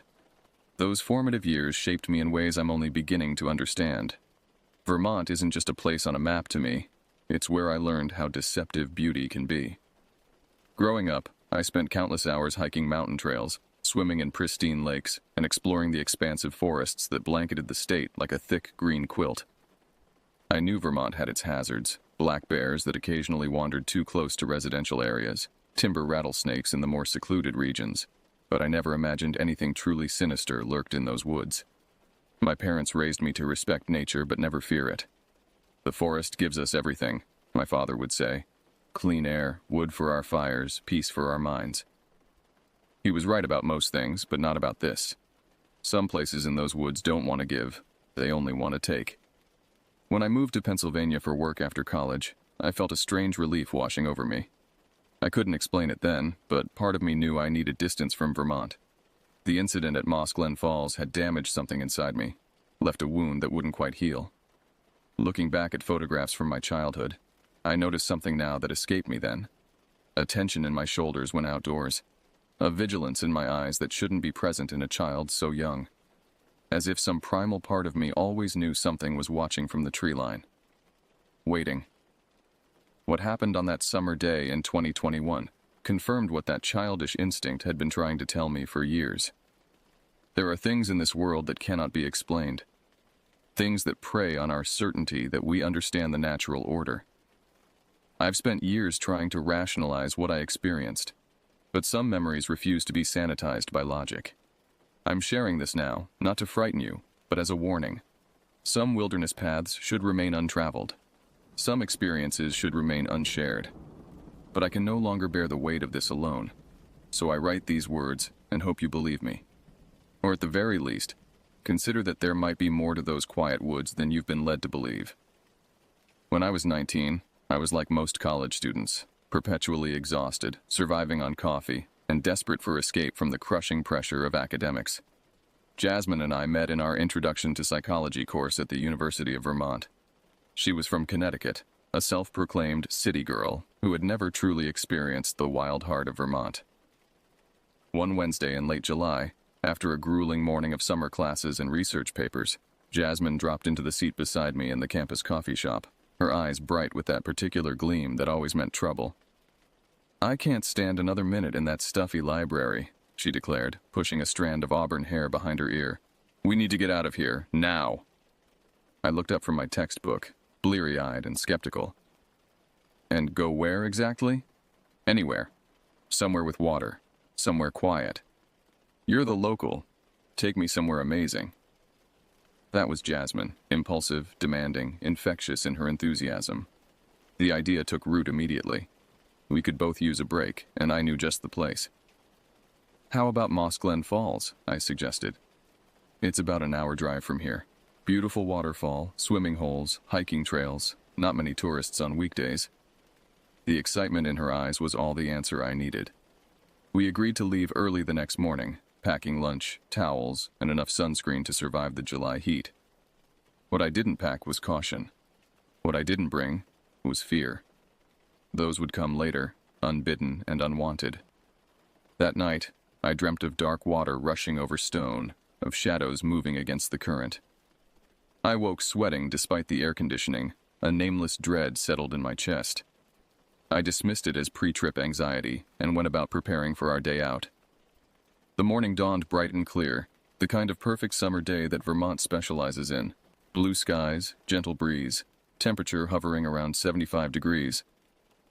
We loaded my old Honda Civic with supplies, spirits high as we navigated the winding country roads toward Stowe. "I've never really seen much of Vermont beyond campus," Jasmine admitted as we drove, her finger tracing patterns on the condensation of her water bottle. "It's so green and empty." I laughed, gesturing to the rolling landscape outside our windows. "That's the whole appeal. 4,000 people in Stowe, and most of them mind their own business. Wait until you see the falls. It's like stepping into another world." How ironic those words seem now. We were indeed stepping into another world, one where the rules I had trusted my entire life would be broken in ways I'm still struggling to comprehend. As we approached Stowe, I pointed out landmarks, shared local legends, played tour guide to hide my growing unease. Something felt off, but I chalked it up to returning to these mountains after months away at school. I didn't realize then that sometimes our instincts recognize danger long before our conscious mind can name it. Moss Glen Falls is one of those places that seems designed to make you believe in perfect things. The main waterfall cascades approximately 125 feet down a series of moss-covered rock formations, creating numerous pools and smaller falls along the way. The surrounding forest crowds close to the water, creating a natural amphitheater that amplifies the constant rush of water against stone. When we arrived around noon, the parking area held only 2 other vehicles, a weathered pickup truck and a sensible sedan that presumably belonged to the elderly couple we would briefly encounter. The trail to the falls was well maintained, but felt wonderfully remote, the canopy overhead filtering sunlight into dappled patterns across our path. "This is incredible," Jasmine whispered as the falls came into view, her voice almost reverent. "How is there nobody else here?" "Weekday magic," I replied, setting down our cooler on a large, flat boulder beside the lowest pool. "Most tourists hit the more accessible spots. This takes a bit more effort to reach." The elderly couple nodded politely as they passed us on their way out, the woman pausing briefly to advise us about slippery rocks near the upper pools. Within minutes, we had the entire natural wonder to ourselves. We spread our towels on sun-warmed stones, unpacked our lunch, and alternated between eating and dipping into the crystal-clear water. The lower pool was deep enough for proper swimming, though bracingly cold even in July. Higher up, smaller pools formed perfect natural hot tubs, warmed by hours of direct sunlight. After lunch, we climbed carefully alongside the falls, using established handholds in the rock face to reach the upper pools. From there, the view was spectacular, rolling Vermont mountains stretching to the horizon, trees swaying gently in the summer breeze, the valley below us vibrant with life. "I could stay here forever," Jasmine sighed, floating on her back in one of the upper pools, eyes closed against the sun. "This beats Connecticut any day of the week." I smiled, trailing my fingers through the cool water. Vermont has its perks. We spent hours like that, swimming, sunbathing, taking photographs, and simply absorbing the perfect tranquility of the place. In retrospect, I realize now that this serenity was part of what made what followed so devastating. The contrast between peace and terror was almost artful in its cruelty. As the afternoon progressed, shadows lengthened across the pools. The air cooled slightly, and the forest around us grew more vocal, birds calling, insects humming, leaves rustling in the strengthening breeze. Normal sounds, natural sounds, or so they seemed. "We should explore some of the trails before we lose the light," Jasmine suggested, wringing water from her hair. "I want to see more than just the falls." I hesitated, glancing at my watch. It was just past 4. Plenty of daylight remained, but something in me whispered caution. I ignored it, as we so often ignore the quiet voice of self-preservation. "There are a few good trails that loop around and bring you back to the parking area," I said, reaching for my t-shirt. "Nothing too strenuous, we could be back before sunset." And so we dressed, packed our wet towels into our bags, and stepped away from the safety of the falls into the waiting forest. The transition felt significant somehow, leaving the open, sunlit space of the waterfall for the close, shadowed paths that wound through the trees. If I'd known what waited for us there, I would have run in the opposite direction. The trail system around Moss Glen Falls isn't particularly complex, a main loop approximately 2 miles long, with smaller offshoot paths that return to the main trail at various points. Under normal circumstances, it would be difficult to become truly lost. But as we would soon discover, these were not normal circumstances. We started on the well-trodden main path, Jasmine stopping frequently to photograph wildflowers or interesting fungi growing on fallen logs. The forest was lush with summer growth, ferns unfurling in the understory, black-eyed Susans nodding in small clearings, the occasional startled movement of a chipmunk or ground squirrel disturbed by our passing. "I can't believe people actually live with this in their backyard," Jasmine said, bending to examine a cluster of brilliant red berries. "Are these edible?" "Absolutely not." I pulled her hand back gently. "Those are baneberries, highly toxic. Vermont forests are beautiful, but not always friendly."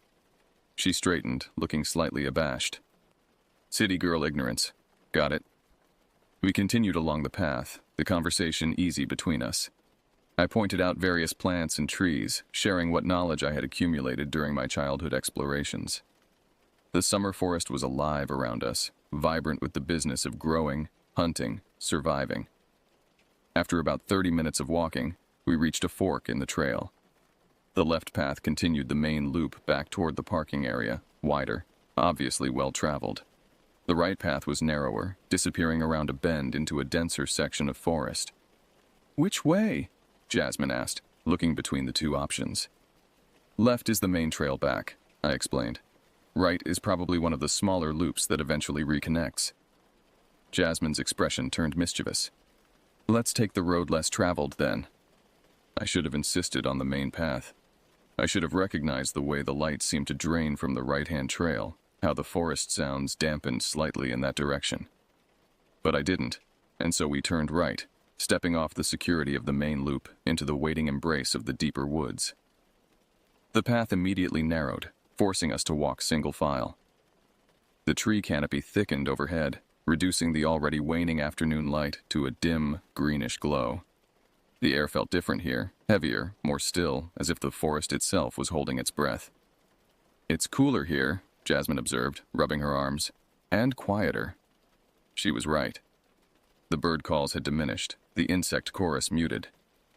Only the soft sound of our footfalls on the dirt path broke the unnatural silence. We continued forward, the path winding through increasingly dense undergrowth. Several times we had to push aside hanging vines or duck under low branches. The trail began to feel less maintained, more wild with each step. After 15 minutes on this path, I began to worry. We should have reconnected with the main loop by now. Instead, the trail kept pressing deeper into unfamiliar territory.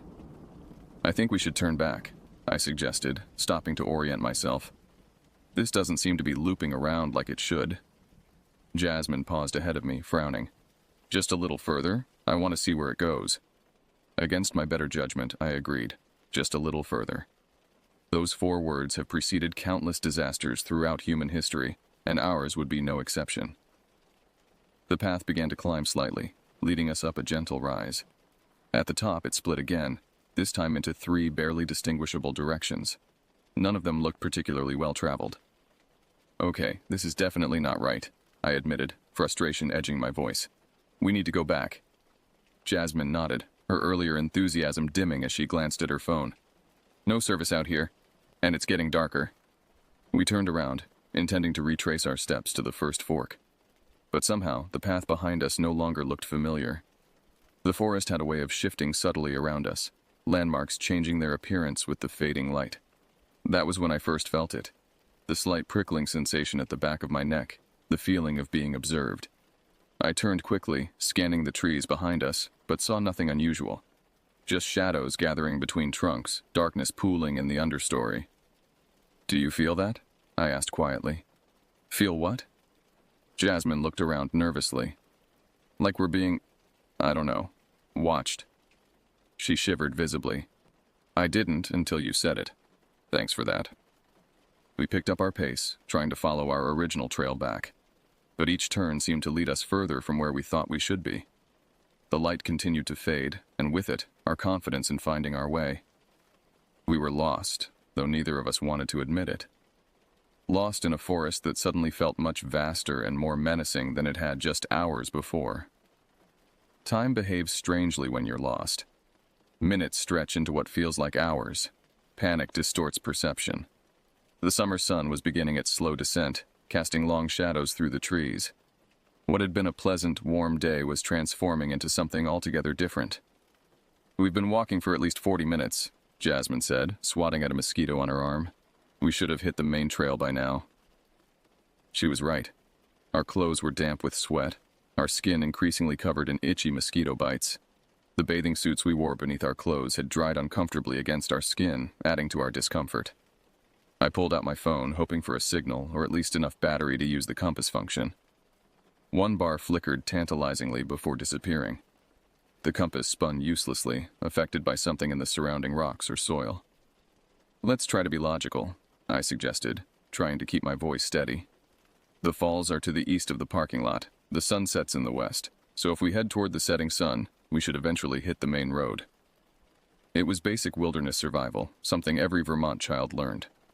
But in that moment, with the forest growing darker and more unfamiliar by the minute, even these simple principles seemed insufficient. We chose a direction and walked, our earlier conversation replaced by tense silence. The forest was changing around us, not just darkening with the approach of evening, but somehow becoming more dense, more watchful. The trees seemed to press closer, branches reaching lower, undergrowth thickening to impede our progress. The first strange sound came about 20 minutes into our new course. A rustling in the undergrowth to our right. Too substantial to be a small animal.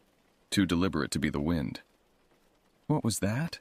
Jasmine whispered, freezing in place. "Probably a deer," I replied automatically, though something in me doubted it. "There are lots of them around here." She nodded, but her expression remained unconvinced. We continued walking, both now hyper-aware of the sounds around us. The normal forest noises, bird calls, insect chirps, the rustling of leaves, had taken on a sinister quality in our anxious state. The rustling came again, this time behind us. Jasmine's hand shot out to grip my arm. "I definitely heard something following us," she hissed. "It's probably curious about us," I reasoned, though my heart rate had accelerated. Wildlife sometimes follows humans out of interest. It won't approach us. Even as I said it, I knew it wasn't entirely true. Deer in Vermont were habituated to human presence. They might observe from a distance, but rarely followed. Bears occasionally showed interest, but generally avoided human trails. Whatever was paralleling our path was behaving unusually. We quickened our pace, no longer trying to navigate purposefully, just wanting to put distance between ourselves and whatever lurked in the underbrush. The light was fading rapidly now, the forest floor becoming treacherous with hidden roots and rocks. "Wait," I said suddenly, pointing ahead. "I think I see a clearing." Through the trees, a patch of open space was visible. Not the parking lot, but at least somewhere we might get our bearings. We hurried toward it, pushing through a dense thicket of ferns. The clearing wasn't large, perhaps 30 feet across, but it contained something familiar. A wild blackberry patch I recognized from earlier in our hike. We had passed it shortly after leaving the main trail. "I know where we are," I said, relief flooding through me. "This is near the first fork. The main trail should be that way." I pointed to a barely visible path leading away from the clearing. Jasmine's shoulders slumped with relief. "Thank God." Let's get out of here before it's completely dark. We headed down the indicated path, our spirits lifting slightly at the prospect of finding our way back. The forest seemed less oppressive now, the gathering darkness less threatening. Then Jasmine stopped suddenly, her body tensing. "Did you hear that?" I listened, at first hearing nothing unusual. Then it came, a distinct sound of branches snapping much closer than before. Not the random noises of the forest, but deliberate movement. Something was following us, and it wasn't being subtle anymore. "It's just a deer," I said again, trying to convince myself as much as her. "They make a lot of noise moving through the underbrush." "That doesn't sound like a deer," Jasmine whispered, her voice tight with fear. "It sounds bigger." I switched on my phone's flashlight, directing the beam toward the sound. The light penetrated only a few feet into the dense foliage before being swallowed by shadows. Nothing visible, yet the sense of a presence remained. "Let's keep moving," I urged, my voice lower than intended. "We're close to the main trail now." We continued forward, no longer attempting to move quietly. Speed was more important than stealth now. The path widened slightly, offering hope that we were indeed approaching the main loop. The snapping sounds continued behind us, sometimes fading, sometimes drawing nearer. Whatever was following us seemed to be pacing us, keeping a consistent distance. The behavior was unnerving, not the random movements of an animal going about its business, but the purposeful tracking of a predator. "I'm scared," Jasmine admitted, her voice small in the growing darkness. "Me too," I confessed. "But we're going to be fine. We just need to keep moving." As if to mock my reassurance, a new sound emerged from the darkness behind us. Not branch snapping or rustling leaves, but something altogether more disturbing. A sound like static, like an old radio tuning between stations, but organic somehow. Almost like a cat's meow, but distorted. Wrong. My flesh crawled at the unnatural noise. No animal in these woods made sounds like that. Nothing in my experience of Vermont wildlife prepared me for that noise. "What the hell was that?" Jasmine's voice had risen in pitch, fear overwhelming her attempt to stay calm. "I don't know," I admitted. "But look, I can see the main trail ahead." Through the trees, a wider path was visible, the ground more firmly packed from frequent foot traffic. The main loop trail, our passage back to safety. We broke into a run, no longer caring about the noise we made, desperate to reach the relative security of the established path. As we emerged onto the main trail, the strange static meow sound came again, louder this time, and accompanied by something new, a low, bubbling sound that might, in a nightmare, be mistaken for laughter. The relief of finding the main trail was short-lived. Though wider and more defined than the paths we'd been wandering, it was still enveloped in near darkness. The forest canopy blocked what little remained of twilight, forcing us to rely on our phone flashlights to navigate. "We should be able to follow this straight back to the parking lot," I said, trying to inject confidence into my voice. 15 minutes tops." Jasmine nodded, her face ghostly in the harsh electronic light. Her eyes kept darting to the woods on either side of us, searching the darkness for movement. We walked briskly, the beam of light bouncing ahead of us, illuminating the path in jerky segments. The forest pressed close on both sides, branches occasionally scraping against our arms as we passed. The sense of being observed had intensified, no longer a vague feeling, but a certainty that made my skin tighten with goosebumps. "It's still following us," Jasmine whispered, not looking back. "I can hear it moving parallel to the trail." She was right. The sounds of movement had shifted from behind us to our left, keeping pace through the underbrush. Occasionally branches would crack or leaves would rustle, betraying its position. Whatever it was large enough to make substantial noise, but agile enough to move through dense forest with relative ease. "Just keep walking," I instructed, my mouth dry with fear. "Don't run unless I say so. Running might trigger a predator response." That was what I had always been taught about encountering wild animals. Don't run, don't show fear, back away slowly. But this didn't feel like any normal wildlife encounter. The calculated way it was keeping pace with us, the unnatural sounds it occasionally emitted, this was behavior beyond my understanding. We continued forward, our pace quickening despite my advice. The darkness between the trees seemed to shift and flow, shadows taking on substance and depth beyond what was natural. My rational mind insisted it was just fear distorting perception, but some deeper instinct screamed otherwise. Then came the cat sound again. That distorted, static-filled approximation of a meow. It was closer now, perhaps only 20 feet away in the woods to our left. Jasmine's hand found mine, squeezing with painful intensity. "What is that?" she breathed. "It doesn't sound right." "I don't know," I admitted. "But we're going to ignore it and keep walking." The sound came again, followed by that bubbling, inhuman laughter. It was a sound no animal should be capable of making, too structured, too deliberate. It raised a primal fear in me, a recognition that whatever made that noise was neither fully animal nor something I could comprehend. My flashlight beam caught a flicker of movement between the trees, something pale, moving parallel to us. I jerked the light back, but whatever it was had vanished. "Did you see that?" Jasmine hissed. "Just keep walking," I repeated, my voice tight. "Don't look directly at it." Another lesson from childhood: don't make eye contact with predators. But was that what we were dealing with? A predator? The word seemed insufficient for the growing dread I felt. The trail curved slightly, and ahead I could make out a familiar silhouette against the night sky. The large boulder that marked the trailhead, with its memorial plaque. Beyond it would be the parking lot, and my car. Safety was tantalizingly close. "There's the boulder," I said, relief washing through me. "We're almost there." As if triggered by my words, the distorted cat sound came again, louder and more urgent. This time it was directly behind us on the trail. I turned instinctively, my flashlight beam cutting through the darkness. What it illuminated stopped my breath. A large buck stood on the trail behind us, perhaps 30 feet away. Under normal circumstances, this wouldn't be alarming. Deer are common in Vermont forests. But several things about this deer were profoundly wrong. Its eyes reflected the flashlight with an unnatural blue-green luminescence, too bright and too steady. Its posture was strange, head held unnaturally high, front legs planted wider than normal.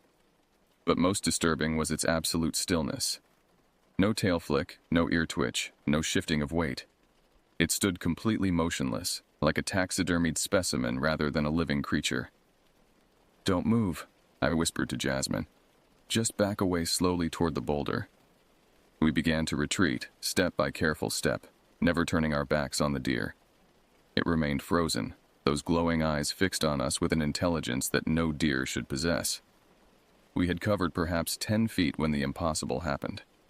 The deer's mouth opened, not in the normal browsing motion of a herbivore, but in a deliberate, almost human way. From it came that distorted, static meow sound, followed by the bubbling laughter. Jasmine's grip on my hand became crushing. "That's not possible," she breathed. "Deer don't make sounds like that."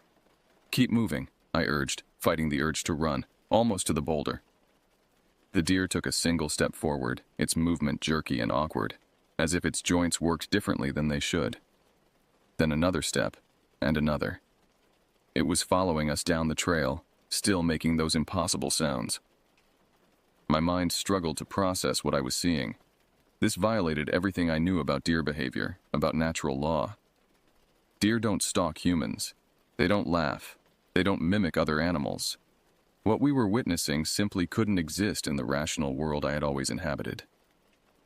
We backed up faster, our earlier caution overwhelmed by growing panic. The boulder was now only 20 feet away, the parking lot just beyond. "When we reach the boulder, we run," I whispered. "Don't look back. Just sprint for the car." Jasmine nodded, her face pale with terror. The deer continued its steady advance, still emitting those wrong, broken sounds. Its movements remained stiff and unnatural, as if something was wearing the deer rather than being the deer. 5 more feet to the boulder. The deer quickened its pace. 3 feet. It broke into a shambling trot. Our backs touched the cold stone of the boulder. "Run!" I shouted. We turned and sprinted for the parking lot, our flashlight beams bouncing wildly across the gravel. Behind us came the sound of hooves, much faster now, and that terrible laughter growing louder. The parking lot appeared ahead, empty except for my Honda sitting alone under the single security light.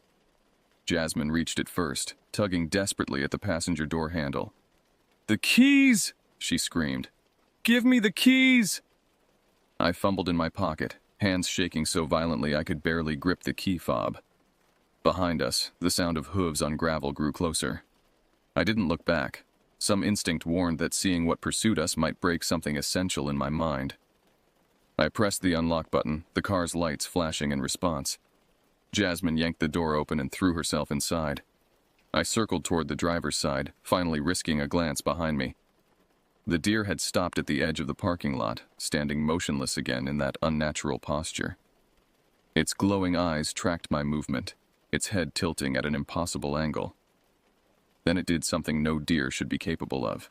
It raised itself slightly onto its hind legs, front legs lifting off the ground. "Get in the car!" Jasmine shrieked from inside. "It's coming!" I lunged for the driver's door, wrenching it open. As I did, my hair caught on something, a sharp tug that stopped my forward momentum. Thinking it was a branch, I reached up to free myself, only to feel something solid and cool beneath my fingers. Not a branch. Something else. I turned slowly, heart thundering in my chest. The deer was directly behind me, now fully upright on its hind legs. Its antlers were inches from my face, my hair entangled in one of the points. Its breath hit my face, not warm as a mammal's should be, but strangely cold and odorless. Those glowing eyes were level with mine, filled with an intelligence that was neither animal nor human. Up close, other wrongness became apparent. Its fur didn't move naturally in the breeze. Its chest didn't rise and fall with breath. The edges of its form seemed slightly blurred, as if it wasn't fully present in our reality. I stood frozen, unable to process what I was seeing. The deer's mouth opened again, that bubbling laughter emerging. This close, I could see its throat didn't move correctly to produce the sound.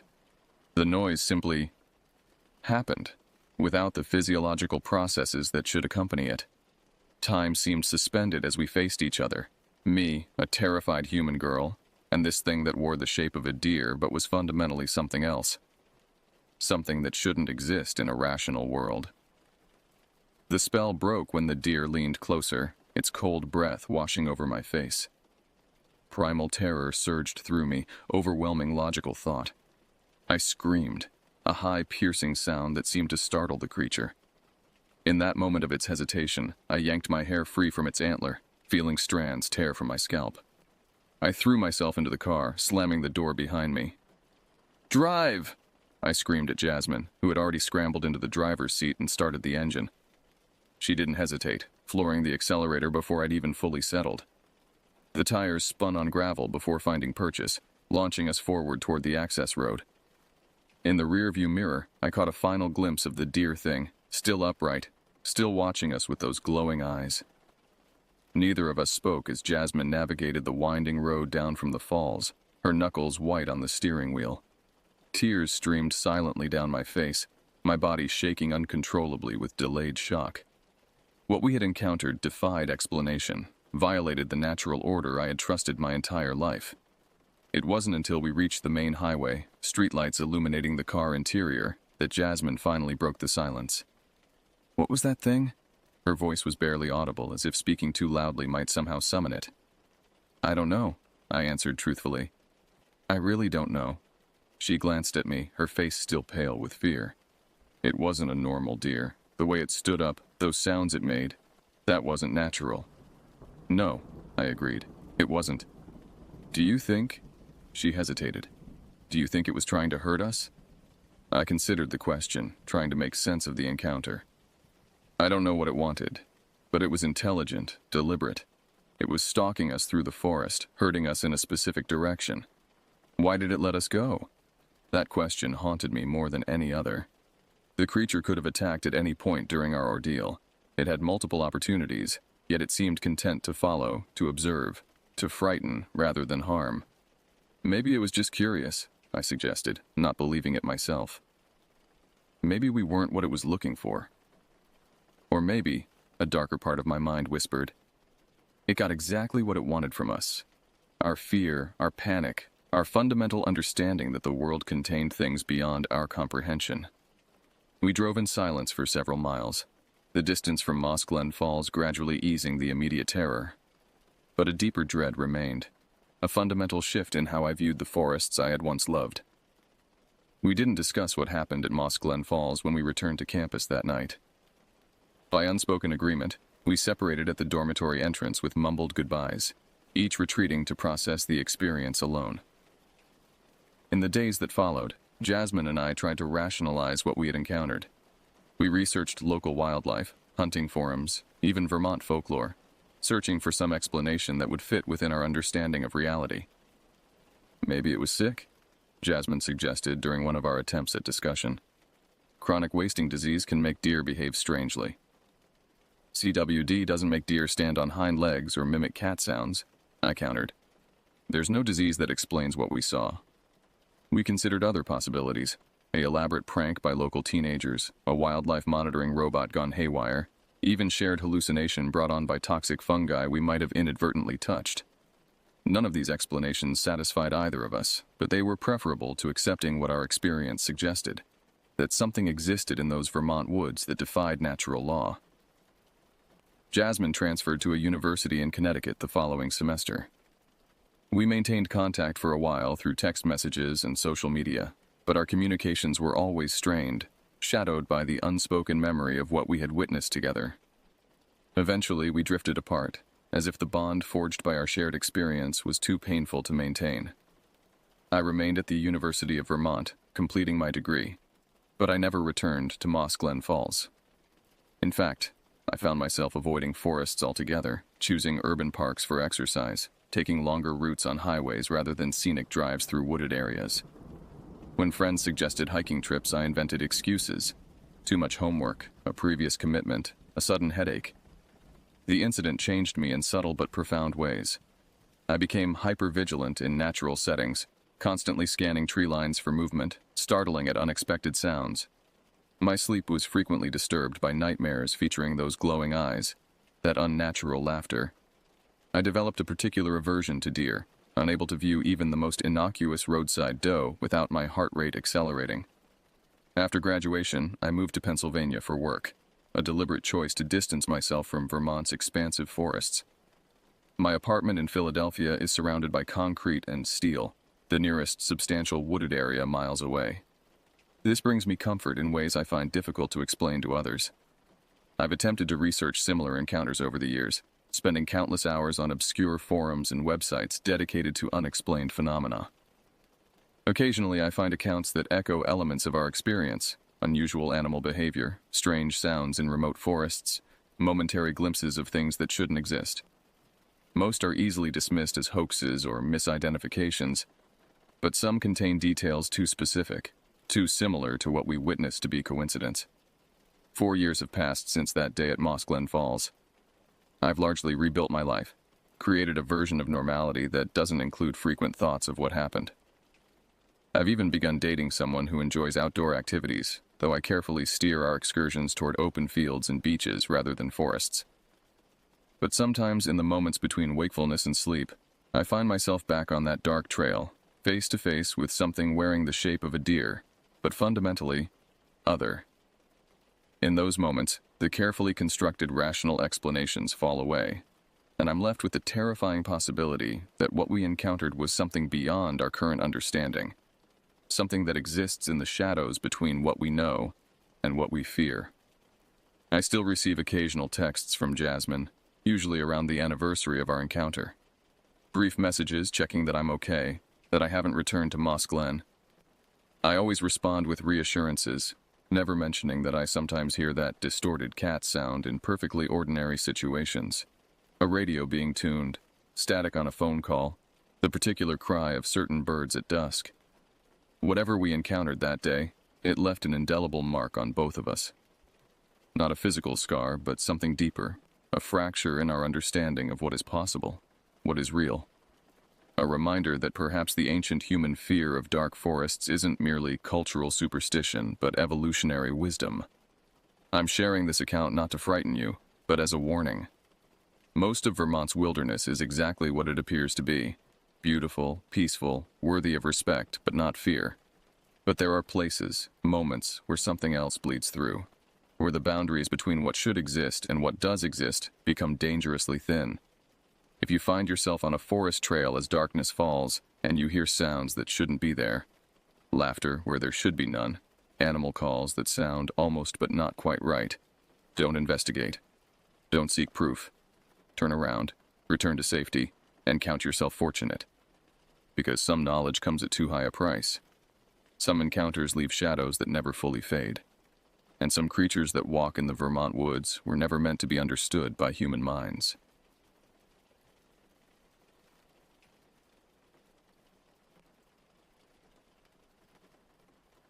I never intended to become an expert on serial killers. My career as a crime journalist began with reporting on routine burglaries and petty theft in Northern California. But that changed on a rain-soaked November evening in 2019 when I received a package from a retired detective named Howard Walsh. Inside was a worn manila folder containing investigation notes, crime scene photographs, and interview transcripts related to one of California's most disturbing murder cases. A handwritten note from Walsh read, "You're the only one I trust to tell this story properly. Something about these earthquakes doesn't sit right with me." The name on the file was Richard Hayes, a man responsible for 13 murders across Santa Cruz County between 1972 and 1973. I had heard whispers about the case during my journalism studies, but the details were far more disturbing than anything I had imagined.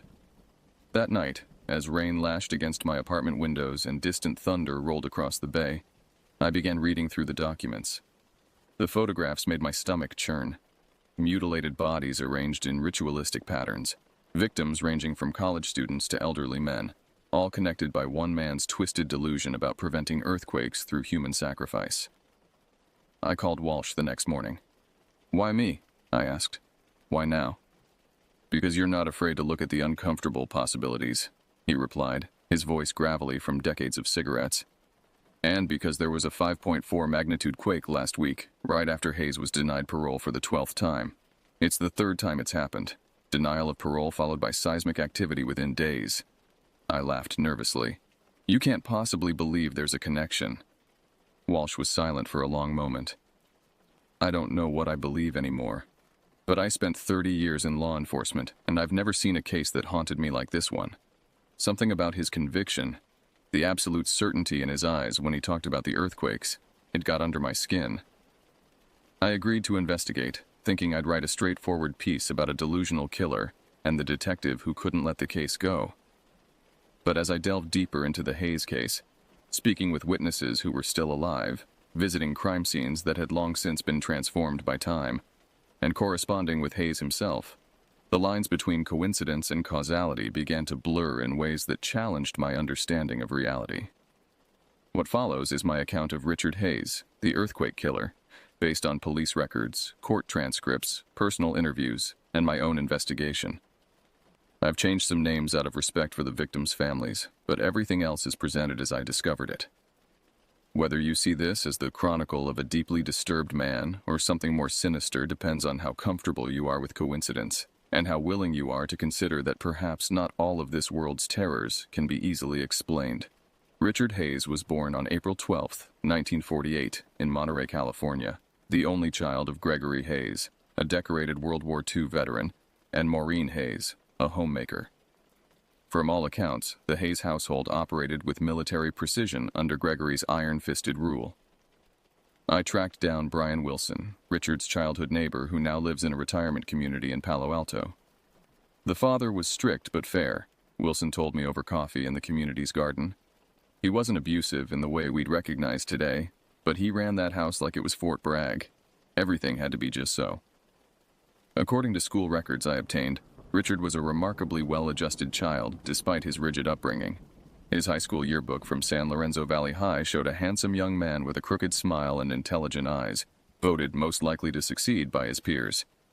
"He was charming," recalled Irene Dawson, a former classmate I interviewed by phone. "Smart, too. Could talk about anything, history, science, politics. But there was something, I don't know how to describe it, like he was watching everyone from behind a glass wall." The real turning point in Richard's life came in 1966, shortly after his high school graduation. His best friend Michael Jenkins was killed instantly when a drunk driver swerved into him on Highway 17. The death devastated Richard. It was like someone flipped a switch, Irene told me. He withdrew completely, started talking about how Michael was sending him messages, how there was a purpose to his death that Richard had to figure out. Within weeks of Michael's death, Richard had constructed an elaborate shrine in his bedroom, candles, photographs, and mementos arranged with obsessive precision. His girlfriend at the time, whose name was redacted in the police files but whom I'll call Patricia, later described the shrine to investigators as deeply disturbing, like something you'd see in a horror movie. Patricia reported that Richard began questioning his sexuality, wondering if his grief was so profound because he had been in love with Michael. He started experimenting with LSD and marijuana, claiming the drugs helped him communicate with Michael's spirit. This behavior drove a wedge between him and Patricia, and they broke up by the end of 1966. What followed was a rapid descent into mental illness. In investigating Richard's medical history, I discovered he had voluntarily committed himself to Agnews State Hospital in 1969 at the age of 21. The attending psychiatrist noted symptoms consistent with paranoid schizophrenia, though no formal diagnosis was made at that time. I visited Agnews, now closed and largely abandoned, during my investigation. Standing in the crumbling remains of the East Wing where Richard would have stayed, I couldn't help but feel a chill as I imagined his experiences there. The confusion, the fear, the gradual formation of the delusions that would eventually drive him to kill. Richard moved between various institutions over the next few years, never staying long enough to receive consistent treatment. By 1972, his behavior had become increasingly erratic. Landlords evicted him for shouting at invisible entities. He attempted to join the priesthood but was rejected. He applied to the Marines, as his father had done, but was turned away due to his history of drug use. It was during this period that Richard's fixation on earthquakes began to take shape, a delusional framework that would eventually provide him with the justification for murder. What transformed Richard Hayes from a troubled young man into a killer was a theory so bizarre yet internally consistent that it continues to disturb me even now, years after I first encountered it. I spent weeks poring over Richard's prison journals, which Walsh had obtained copies of through his law enforcement connections. In neat, meticulous handwriting, Richard had documented his discovery of the connection between human sacrifice and seismic activity. "The earth hungers for blood," he wrote in one entry from 1971. "It has always been so. The ancient ones knew this. The Aztecs, the Mayans, the early Californians. Blood must be spilled to keep the ground from shaking. This is why wars exist, not for land or resources or ideology, but to feed the hunger below." Richard's theory centered on his birthday, April 12th, just 6 days before the anniversary of the Great San Francisco earthquake of 1906. His proximity to this date seemed significant to him, as if he had been chosen by fate to understand the patterns that others couldn't see. In my research, I created a timeline of California earthquakes alongside American military conflicts, just as Richard had done. What disturbed me wasn't that his theory was completely baseless. There were indeed fewer major earthquakes during periods of significant American military involvement, but that this coincidence had become the foundation for such horrific acts. I visited the San Francisco Earthquake Memorial one foggy morning during my investigation. Standing there, reading the names of the more than 3,000 people who died in the 1906 disaster, I tried to understand how Richard's mind had twisted historical fact into supernatural causation. According to his journals, Richard believed that an ancient, malevolent entity lived deep beneath California, an entity that fed on human souls. Earthquakes were this being's way of claiming victims when insufficient blood was being spilled through warfare. This is why, Richard claimed, the 1906 earthquake had been so devastating. It occurred during a period of relative peace between American conflicts. In contrast, during World War I, World War II, and the Korean War, California had experienced fewer deadly earthquakes. But as American involvement in Vietnam began to wind down in the early 1970s, seismic activity had increased again, culminating in the 1971 San Fernando Valley earthquake that injured thousands. To Richard, this pattern was clear evidence of what needed to be done. If American soldiers weren't dying in sufficient numbers overseas, then sacrifices had to be made at home to appease the underground entity and prevent a catastrophic earthquake from destroying California. "I'm not a murderer," he wrote in his journal. "I'm a savior. Every life I take saves thousands. The blood of the few for the salvation of the many." Perhaps most disturbing was Richard's methodology for selecting victims. He didn't choose at random. Each victim had, in his twisted logic, somehow volunteered for sacrifice through signs only he could interpret. A hitchhiker making a particular gesture, a priest saying certain words during confession, teenagers trespassing in what Richard considered sacred ground, all became, in his mind, willing sacrificial lambs. I interviewed Dr. Josephine Weber, a forensic psychiatrist who evaluated Richard during his trial. His delusion was remarkably systematic, she told me in her Oakland office. Most paranoid schizophrenics have disorganized thinking, but Richard had constructed a complete cosmology to explain his actions. He genuinely believed he was saving lives. As I left Dr. Weber's office that day, the ground trembled slightly beneath my feet, just a minor tremor, common enough in the Bay Area. But after weeks of immersing myself in Richard's writings, I couldn't help but glance nervously at the sky, wondering for a moment if there might be some terrible logic to his madness after all. Richard Hayes claimed his first victim on October 13, 1972. The date wasn't arbitrary. It marked exactly 1 year after a minor earthquake had struck near San Jose, which Richard had interpreted as a warning. The victim was William Jennings, a former high school acquaintance who had introduced Richard to marijuana years earlier. In Richard's distorted worldview, Jennings had become a servant of the underground entity, deliberately sabotaging Richard's attempts to join the Marines by getting him addicted to drugs. I visited the location of the murder, a modest cabin off Mystery Spot Road outside Santa Cruz. The current owner, unaware of the property's history when she purchased it 5 years ago, allowed me to look around after I explained my investigation.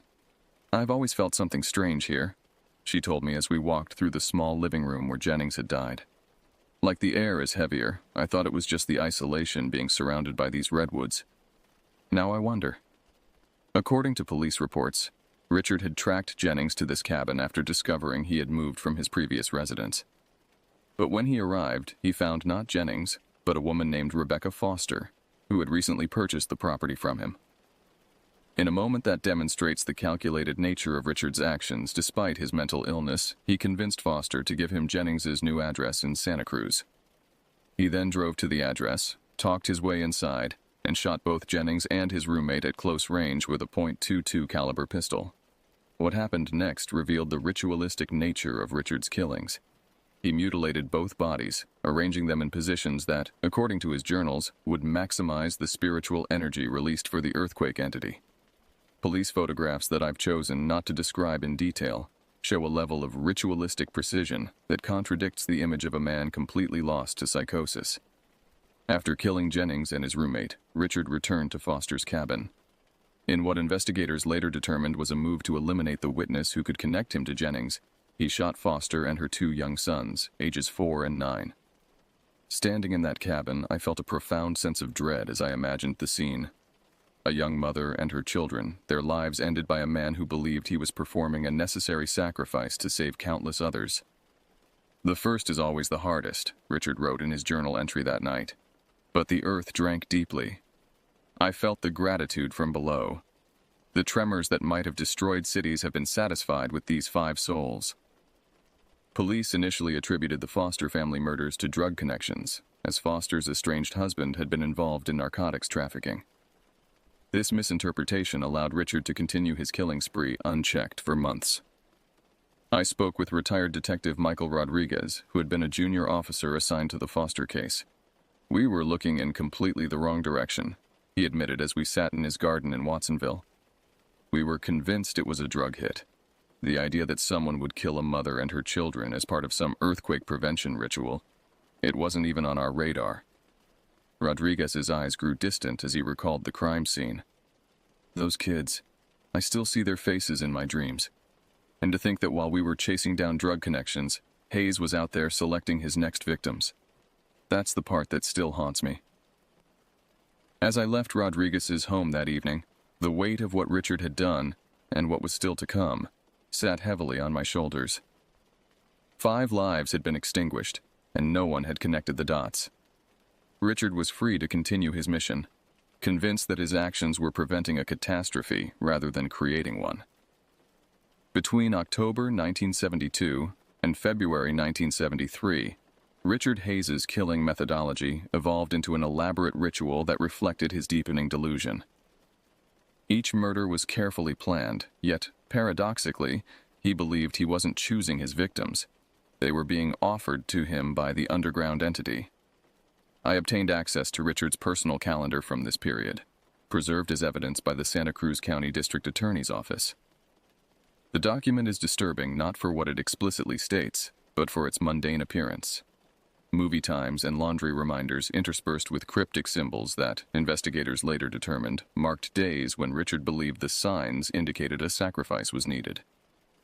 His third victim was Joseph Miller, a 58-year-old homeless man whom Richard encountered hitchhiking near Davenport.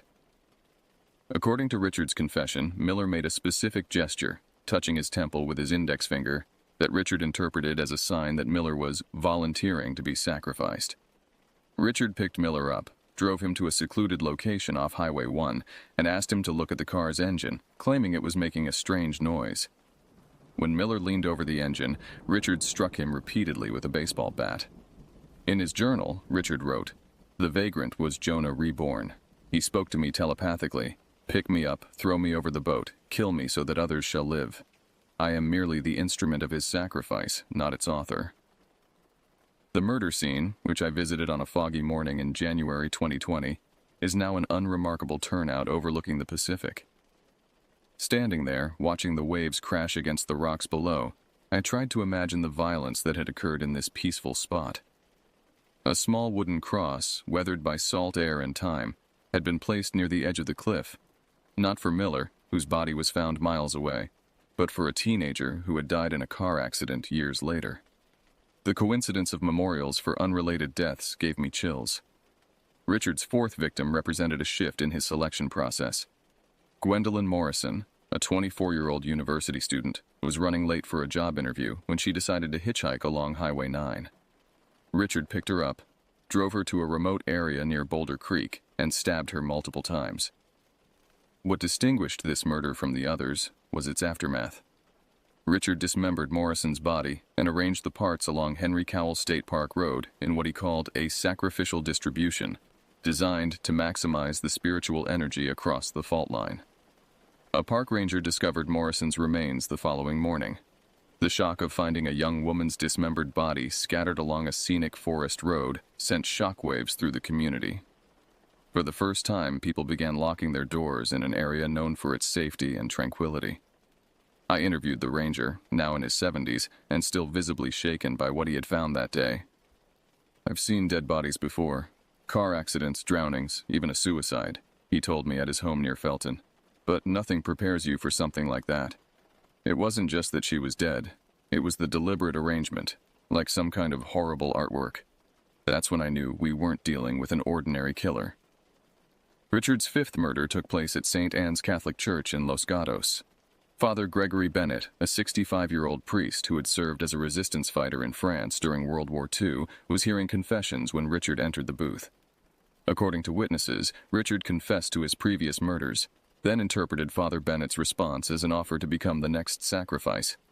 He stabbed the priest multiple times through the confessional screen before calmly walking out of the church. "He wanted to die for the cause," Richard wrote afterward. "He understood the necessity.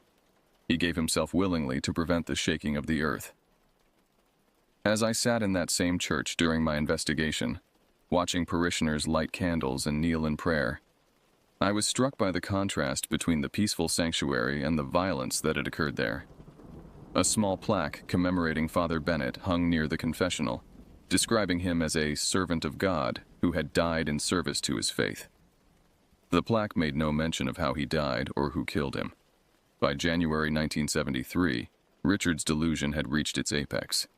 He began carrying a high-powered rifle in his car, prepared to make sacrifices whenever the signs appeared. It was with this weapon that he committed his sixth murder, shooting retired fisherman Harold Reynolds as the man tended to his front yard in Santa Cruz. This killing, performed in broad daylight with multiple witnesses, demonstrated Richard's complete disconnection from reality. He made no attempt to hide his actions, believing himself protected by the entity he served. One witness described him as appearing completely calm, like he was posting a letter, as he aimed and fired. By late January 1973, law enforcement agencies throughout Santa Cruz County were working around the clock to identify the killer responsible for what seemed to be unrelated murders across the region. The breakthrough came when a witness to the Reynolds shooting provided police with a partial license plate number and a description of Richard's station wagon. I interviewed former Sheriff's Deputy Warren Reynolds, no relation to the victim, who was part of the task force assembled to catch the killer. We were dealing with what seemed like completely different MOs, Reynolds told me as we walked along the Santa Cruz Wharf. A shooting here, a stabbing there, dismemberment in another case. The only connection was geographic proximity. We had no idea one person was responsible for all of them. Reynolds, now in his 80s with a sailor's weathered face, stopped to look out at the ocean. I remember the moment we realized it was one guy. We had assembled all the case files, and someone noticed that the lunar phases aligned with the killings. Every murder had occurred within 3 days of a full moon. It seemed insignificant at first, but it was our first real pattern. This pattern, combined with witness descriptions and the partial license plate, gave investigators enough to begin a targeted search for Richard Hayes. They circulated his description to patrol officers throughout the county, instructing them to approach with extreme caution given the violent nature of the crimes. Meanwhile, unaware that police were closing in, Richard committed what would become his most notorious murders. On February 10, 1973, he encountered 4 teenage boys camping illegally near an old cabin in Henry Cowell Redwood State Park. According to Richard's subsequent confession, he approached the boys and identified himself as a park ranger, admonishing them for trespassing on what he considered sacred ground. When the boys mocked him, Richard grew enraged, believing they were deliberately desecrating land that served as a pressure valve for the earthquake entity. He shot all 4 boys with his pistol, arranged their bodies in a specific pattern he claimed would channel their spiritual energy into the earth, and left them undiscovered for nearly a week. I visited this site on a cold February morning in 2020, almost exactly 47 years after the murders. The cabin has long since been removed, but a small clearing remains, surrounded by towering redwoods that seem to stand guard over the tragic history of the place. Sitting on a fallen log, I read through the statements of the parents who had identified their sons' bodies, their words of grief and incomprehension still painful decades later. As I prepared to leave, I noticed something I hadn't seen when I arrived. 4 small stone cairns arranged in a semicircle at the edge of the clearing.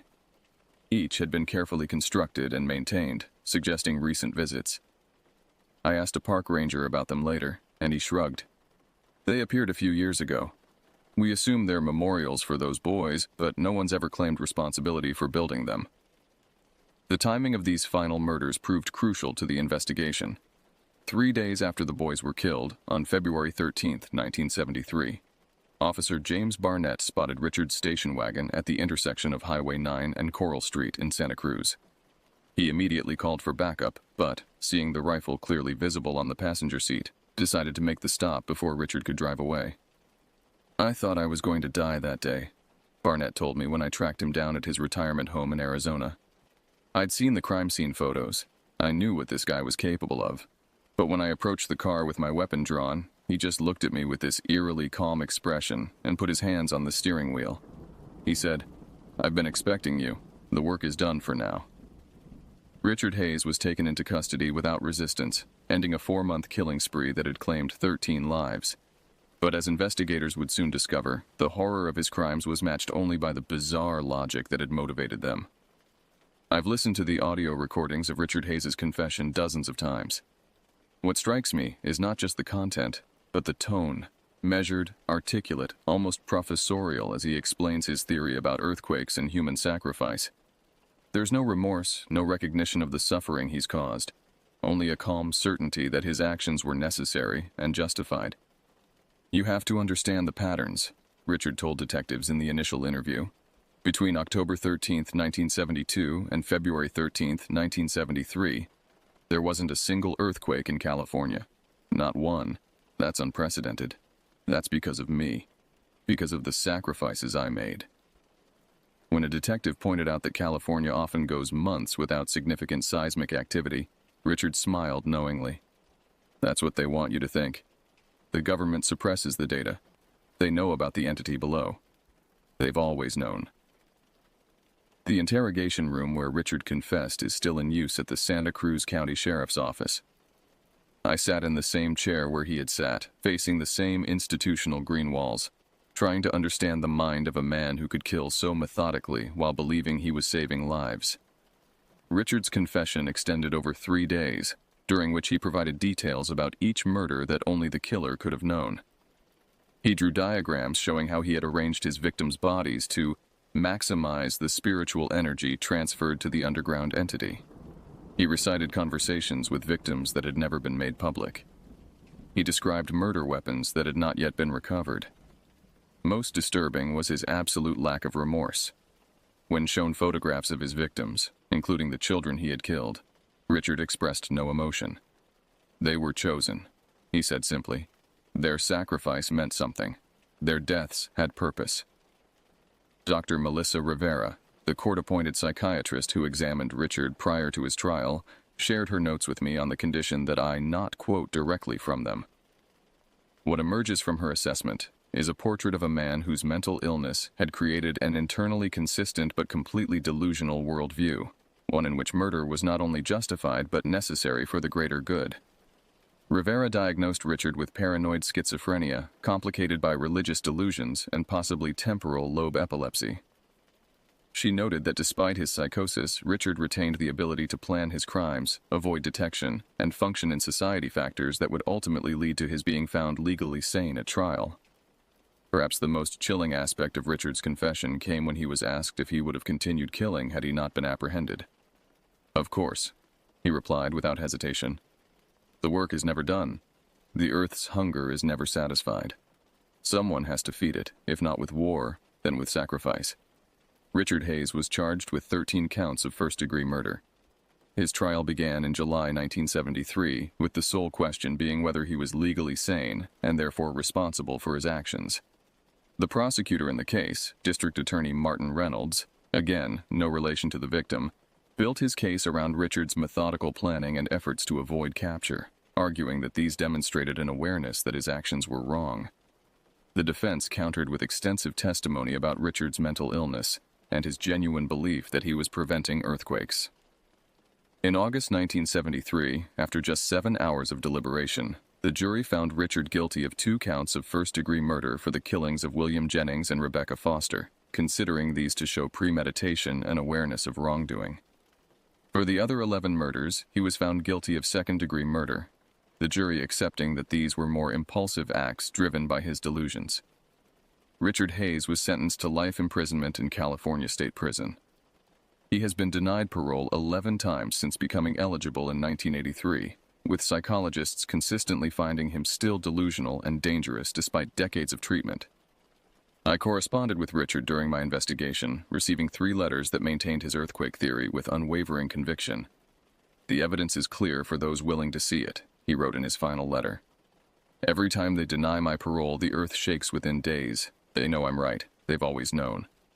I began this investigation as a skeptic, convinced that Richard Hayes was simply a deeply disturbed man whose delusions had led him to commit horrific acts of violence. I expected to write an article about mental illness and the failures of the healthcare system, perhaps with a focus on how Hayes had fallen through the cracks despite multiple hospitalizations. What I didn't expect was to find myself questioning the neat boundaries between coincidence and causation, between delusion and perception. The fact is that on February 21, 1973, just 11 days after Richard Hayes was arrested, a 5.8 magnitude earthquake struck Point Mugu in Southern California, causing over $1 million in property damage. This was the first significant seismic event in California since before Richard began his killing spree. Similarly, 3 of Richard's 11 parole hearings have been followed by earthquakes measuring above 5.0 on the Richter scale within 2 weeks of the denial. The most recent, a 5.4 magnitude quake near San Jose in 2019, occurred just 3 days after his last hearing. Coincidence? Almost certainly. The statistical correlation between Richard's activities and seismic events is easily explained by California's frequent earthquakes and the human tendency to find patterns where none exist. As Dr. Eleanor Wright, a seismologist at UC Berkeley whom I consulted for this article, told me, "There's absolutely no scientific mechanism by which human activity, including murder, could influence tectonic plate movement." And yet, sitting in my apartment on the night I finished my research, reading through Richard's journals one last time, I felt an unexpected tremor shake my building. It was minor, barely enough to rattle the windows, but it sent an involuntary chill down my spine. I checked the USGS website immediately. A 3.2 magnitude quake centered near Hollister. Nothing unusual for California. Nothing to do with Richard Hayes or human sacrifice or ancient underground entities. But for just a moment, I understood how a mind already predisposed to seeing patterns could make the leap from coincidence to causation. I understood how Richard Hayes, his thinking distorted by mental illness and grief over his friend's death, could construct a worldview in which his horrific actions served a greater purpose. Richard Hayes will likely spend the rest of his life in prison, his parole denied every few years by a board that continues to find him dangerous despite his advancing age and declining health. The families of his victims continue to live with the knowledge that their loved ones died not for any comprehensible reason, but because they had the misfortune to cross paths with a deeply disturbed man. As for the earthquakes, they continue to come and go as they have for millions of years, indifferent to human activity, driven by geological forces we understand scientifically but still fear viscerally. California trembles, as it always has and always will, not because of blood spilled or withheld, but because of the restless movement of the earth below us. In the end, the true horror of the Richard Hayes case isn't the possibility that his delusions might contain some grain of truth. They don't. The horror is that a human mind can become so distorted that killing innocent people seems not only justified, but necessary. The horror is that despite our advances in understanding mental illness, we still struggle to identify and help those whose perceptions have detached from reality before tragedy occurs. And perhaps the deepest horror is the recognition that the line between sanity and madness may be thinner than we care to admit. That under the right circumstances, the mind's desperate search for patterns and meaning can lead any of us into dark territories. Not to murder, certainly, but perhaps to beliefs and actions that, viewed from outside, might seem equally detached from reality. As I write these final words, the ground beneath me is still. For now at least, California rests easy, its faults temporarily quiet. And Richard Hayes sits in his cell, waiting for the next tremor that will, in his mind, validate everything he believed and did. The fact that such tremors will inevitably come is both the foundation of his delusion and the tragedy of his existence. A man who gave himself wholly to preventing a natural phenomenon that no amount of blood could ever truly stop.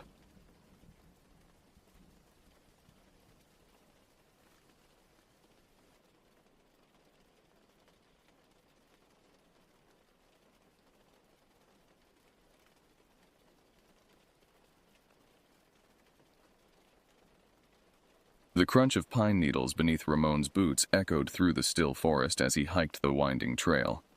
Towering cedars and firs surrounded him, their canopy blotting out the fading evening light. A park ranger in the remote North Cascades wilderness, he had grown accustomed to the solitude and rugged beauty. But tonight felt different. An unsettling stillness hung in the air. The usual chorus of bird song and insect chatter was eerily absent. Even the wind seemed to be holding its breath. Ramon's neck prickled. Something was out there watching, tracking, hungry. As shadows lengthened, he quickened his pace toward the rustic ranger cabin he called home this time of year. The simple one-room structure had a welcoming, weathered charm. Smoke curled from the stone chimney. Golden light spilled from the windows, a beacon in the gathering dusk. But as he approached, an odor stopped him cold. Not the comforting scent of wood smoke, but something sour, musky, and disturbingly feral. He froze as an unearthly howl shattered the silence. It started low, then rose in pitch, an anguished, angry wail that no known creature could utter. Heart pounding, he scanned the underbrush, searching for any sign of movement. Then he spotted it. A massive shape detaching from the shadows of the tree line, lumbering toward his cabin with horrific speed and purpose. 2 weeks earlier, Ramon had left his home on the Quileute Reservation, seeking solitude and direction. Times were lean, and the seasonal ranger position helped keep him afloat. More than that, it was a chance to reconnect with nature and the ways of his ancestors. Growing up, his grandmother had filled his head with the legends of their people. Tales of powerful spirit animals, shapeshifters, and the mighty Sasquatch who roamed the pristine old-growth forests. As a boy, Ramon had begged to hear those stories again and again, especially ones of Blackfoot, the giant benevolent ape man. Stick Indian, some call him, his grandmother would say. Shy folk of the deep woods. Part man, part beast. rarely seen except by those with the gift. She claimed their family descended from a proud line of shamans and trackers who befriended the gentle giants. "One day, you too will walk those wilds," she'd smile cryptically, "and you'll understand." Ramon had long ago relegated those tales to myth and children's fantasy. Now, alone in this untouched wilderness, he felt time melt away. The old stories took on a strange, shimmering plausibility. He often found himself studying the landscape, wondering what secrets it held. A roar shook the cabin walls as the creature hurtled into view. 8 feet of matted fur and corded muscle, it reared up to its full height, fixing Ramon with a baleful glare. Red-rimmed eyes burned with feral rage above a leathery broad nose. Yellowed canines flashed as its jaw fell open in a savage hiss. The Sasquatch had come, but not as the gentle giant of legend. No benevolent Blackfoot stood before him, but a nightmarish vision, scarred, half-starved, and mad with pain. Ramon's mind reeled. For a ludicrous second, he wondered if he should try to communicate with it, like in his grandmother's stories. Offer it food, shelter? But the creature's heaving breaths and murderous stance left no doubt of its intentions. Slowly, every nerve jangling with terror, Ramon reached for the bear mace on his belt. He'd stared down his share of ornery grizzlies and moose, but nothing could have prepared him for this mythological fury come to life. It lunged, a 1-ton mass of matted fur and fury. Ramon backpedaled wildly, nearly tripping on a rotten log. Fumbling with the canister, he ripped out the safety clip and pressed the trigger. A stream of stinging red mist engulfed the beast's head and shoulders.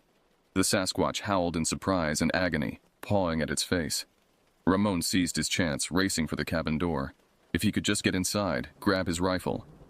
But the creature recovered with shocking speed. Dropping to all fours, it galloped after him, the ground shaking with each stride.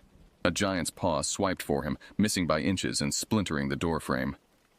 Heart pounding, Ramon burst into the cabin, slamming the flimsy door and throwing the bolt. Not that it would do much good against the enraged behemoth outside. The creature's bulk thudded into the walls, rattling the log structure down to its foundation. Lungs burning, he frantically scanned the room, taking stock of his meager options. The ancient shortwave radio perched in the corner. Useless. It would be hours before he was missed, and no one could reach this remote wilderness until morning. His gaze landed on the gun rack mounted above the fieldstone fireplace. A weathered Winchester hunting rifle rested in the smooth depressions left by the outpost's previous occupant. Possibilities raced through his adrenaline-fuzzed brain. Tranquilizer darts? He had none. A well-placed lethal round? He cringed at the thought. If the legends held truth, these creatures were more man than animal, intelligent, even sacred. But the shrieks of rage and wood timbers groaning under assault left little room for folklore ideals.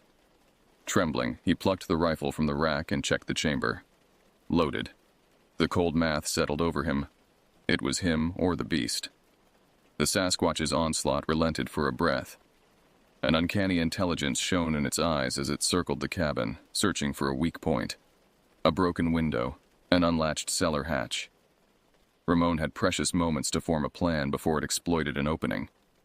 Think. He paced the rough-hewn floorboards. What had the old stories said? There had to be a way to calm the creature, to show he meant no harm.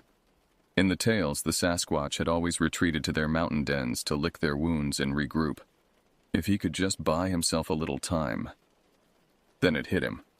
The jerky. Each ranger was issued a stash of high-calorie, homemade venison jerky for emergencies.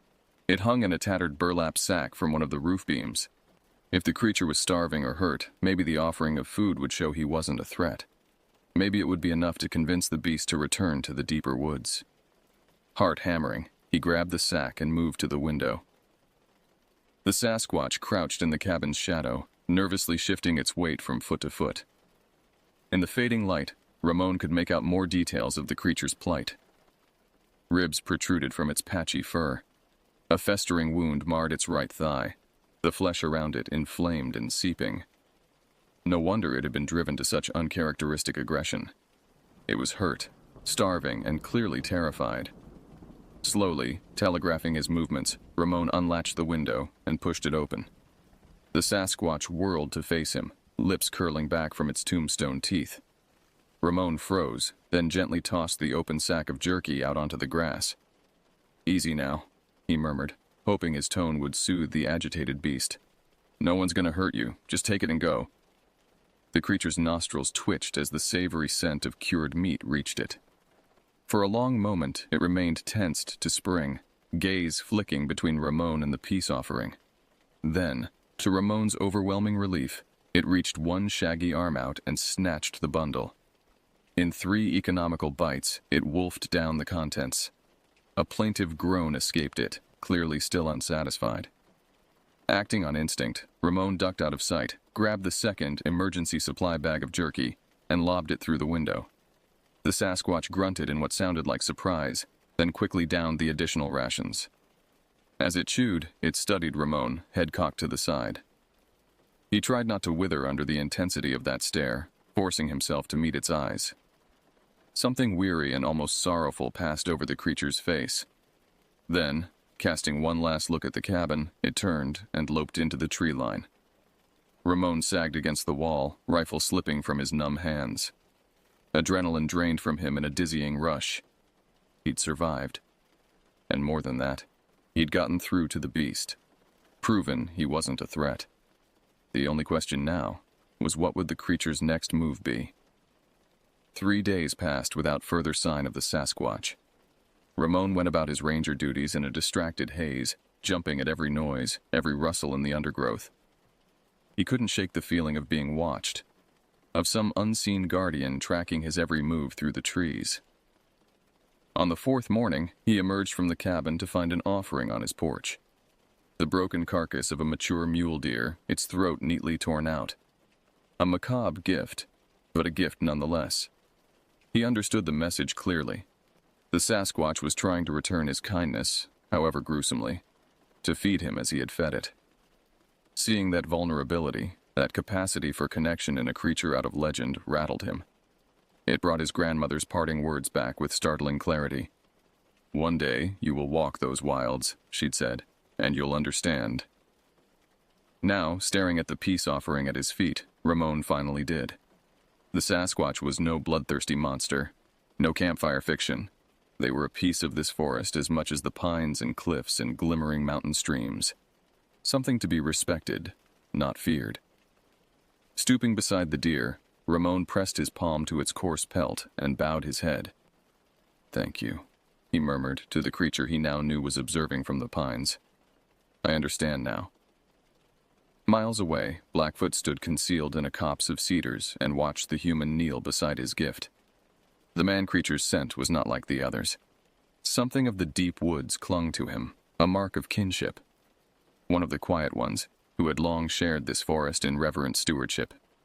He huffed in satisfaction. The human had proven himself a friend, an ally from the other side of the mist. Loping into a shaft of sunlight, the Sasquatch let the forest swallow him up. For now, he would rest and let his wounds heal. But he sensed his path would cross with the odd, kind human again. After all, they were both creatures of the wilds, and the wilds looked after their own.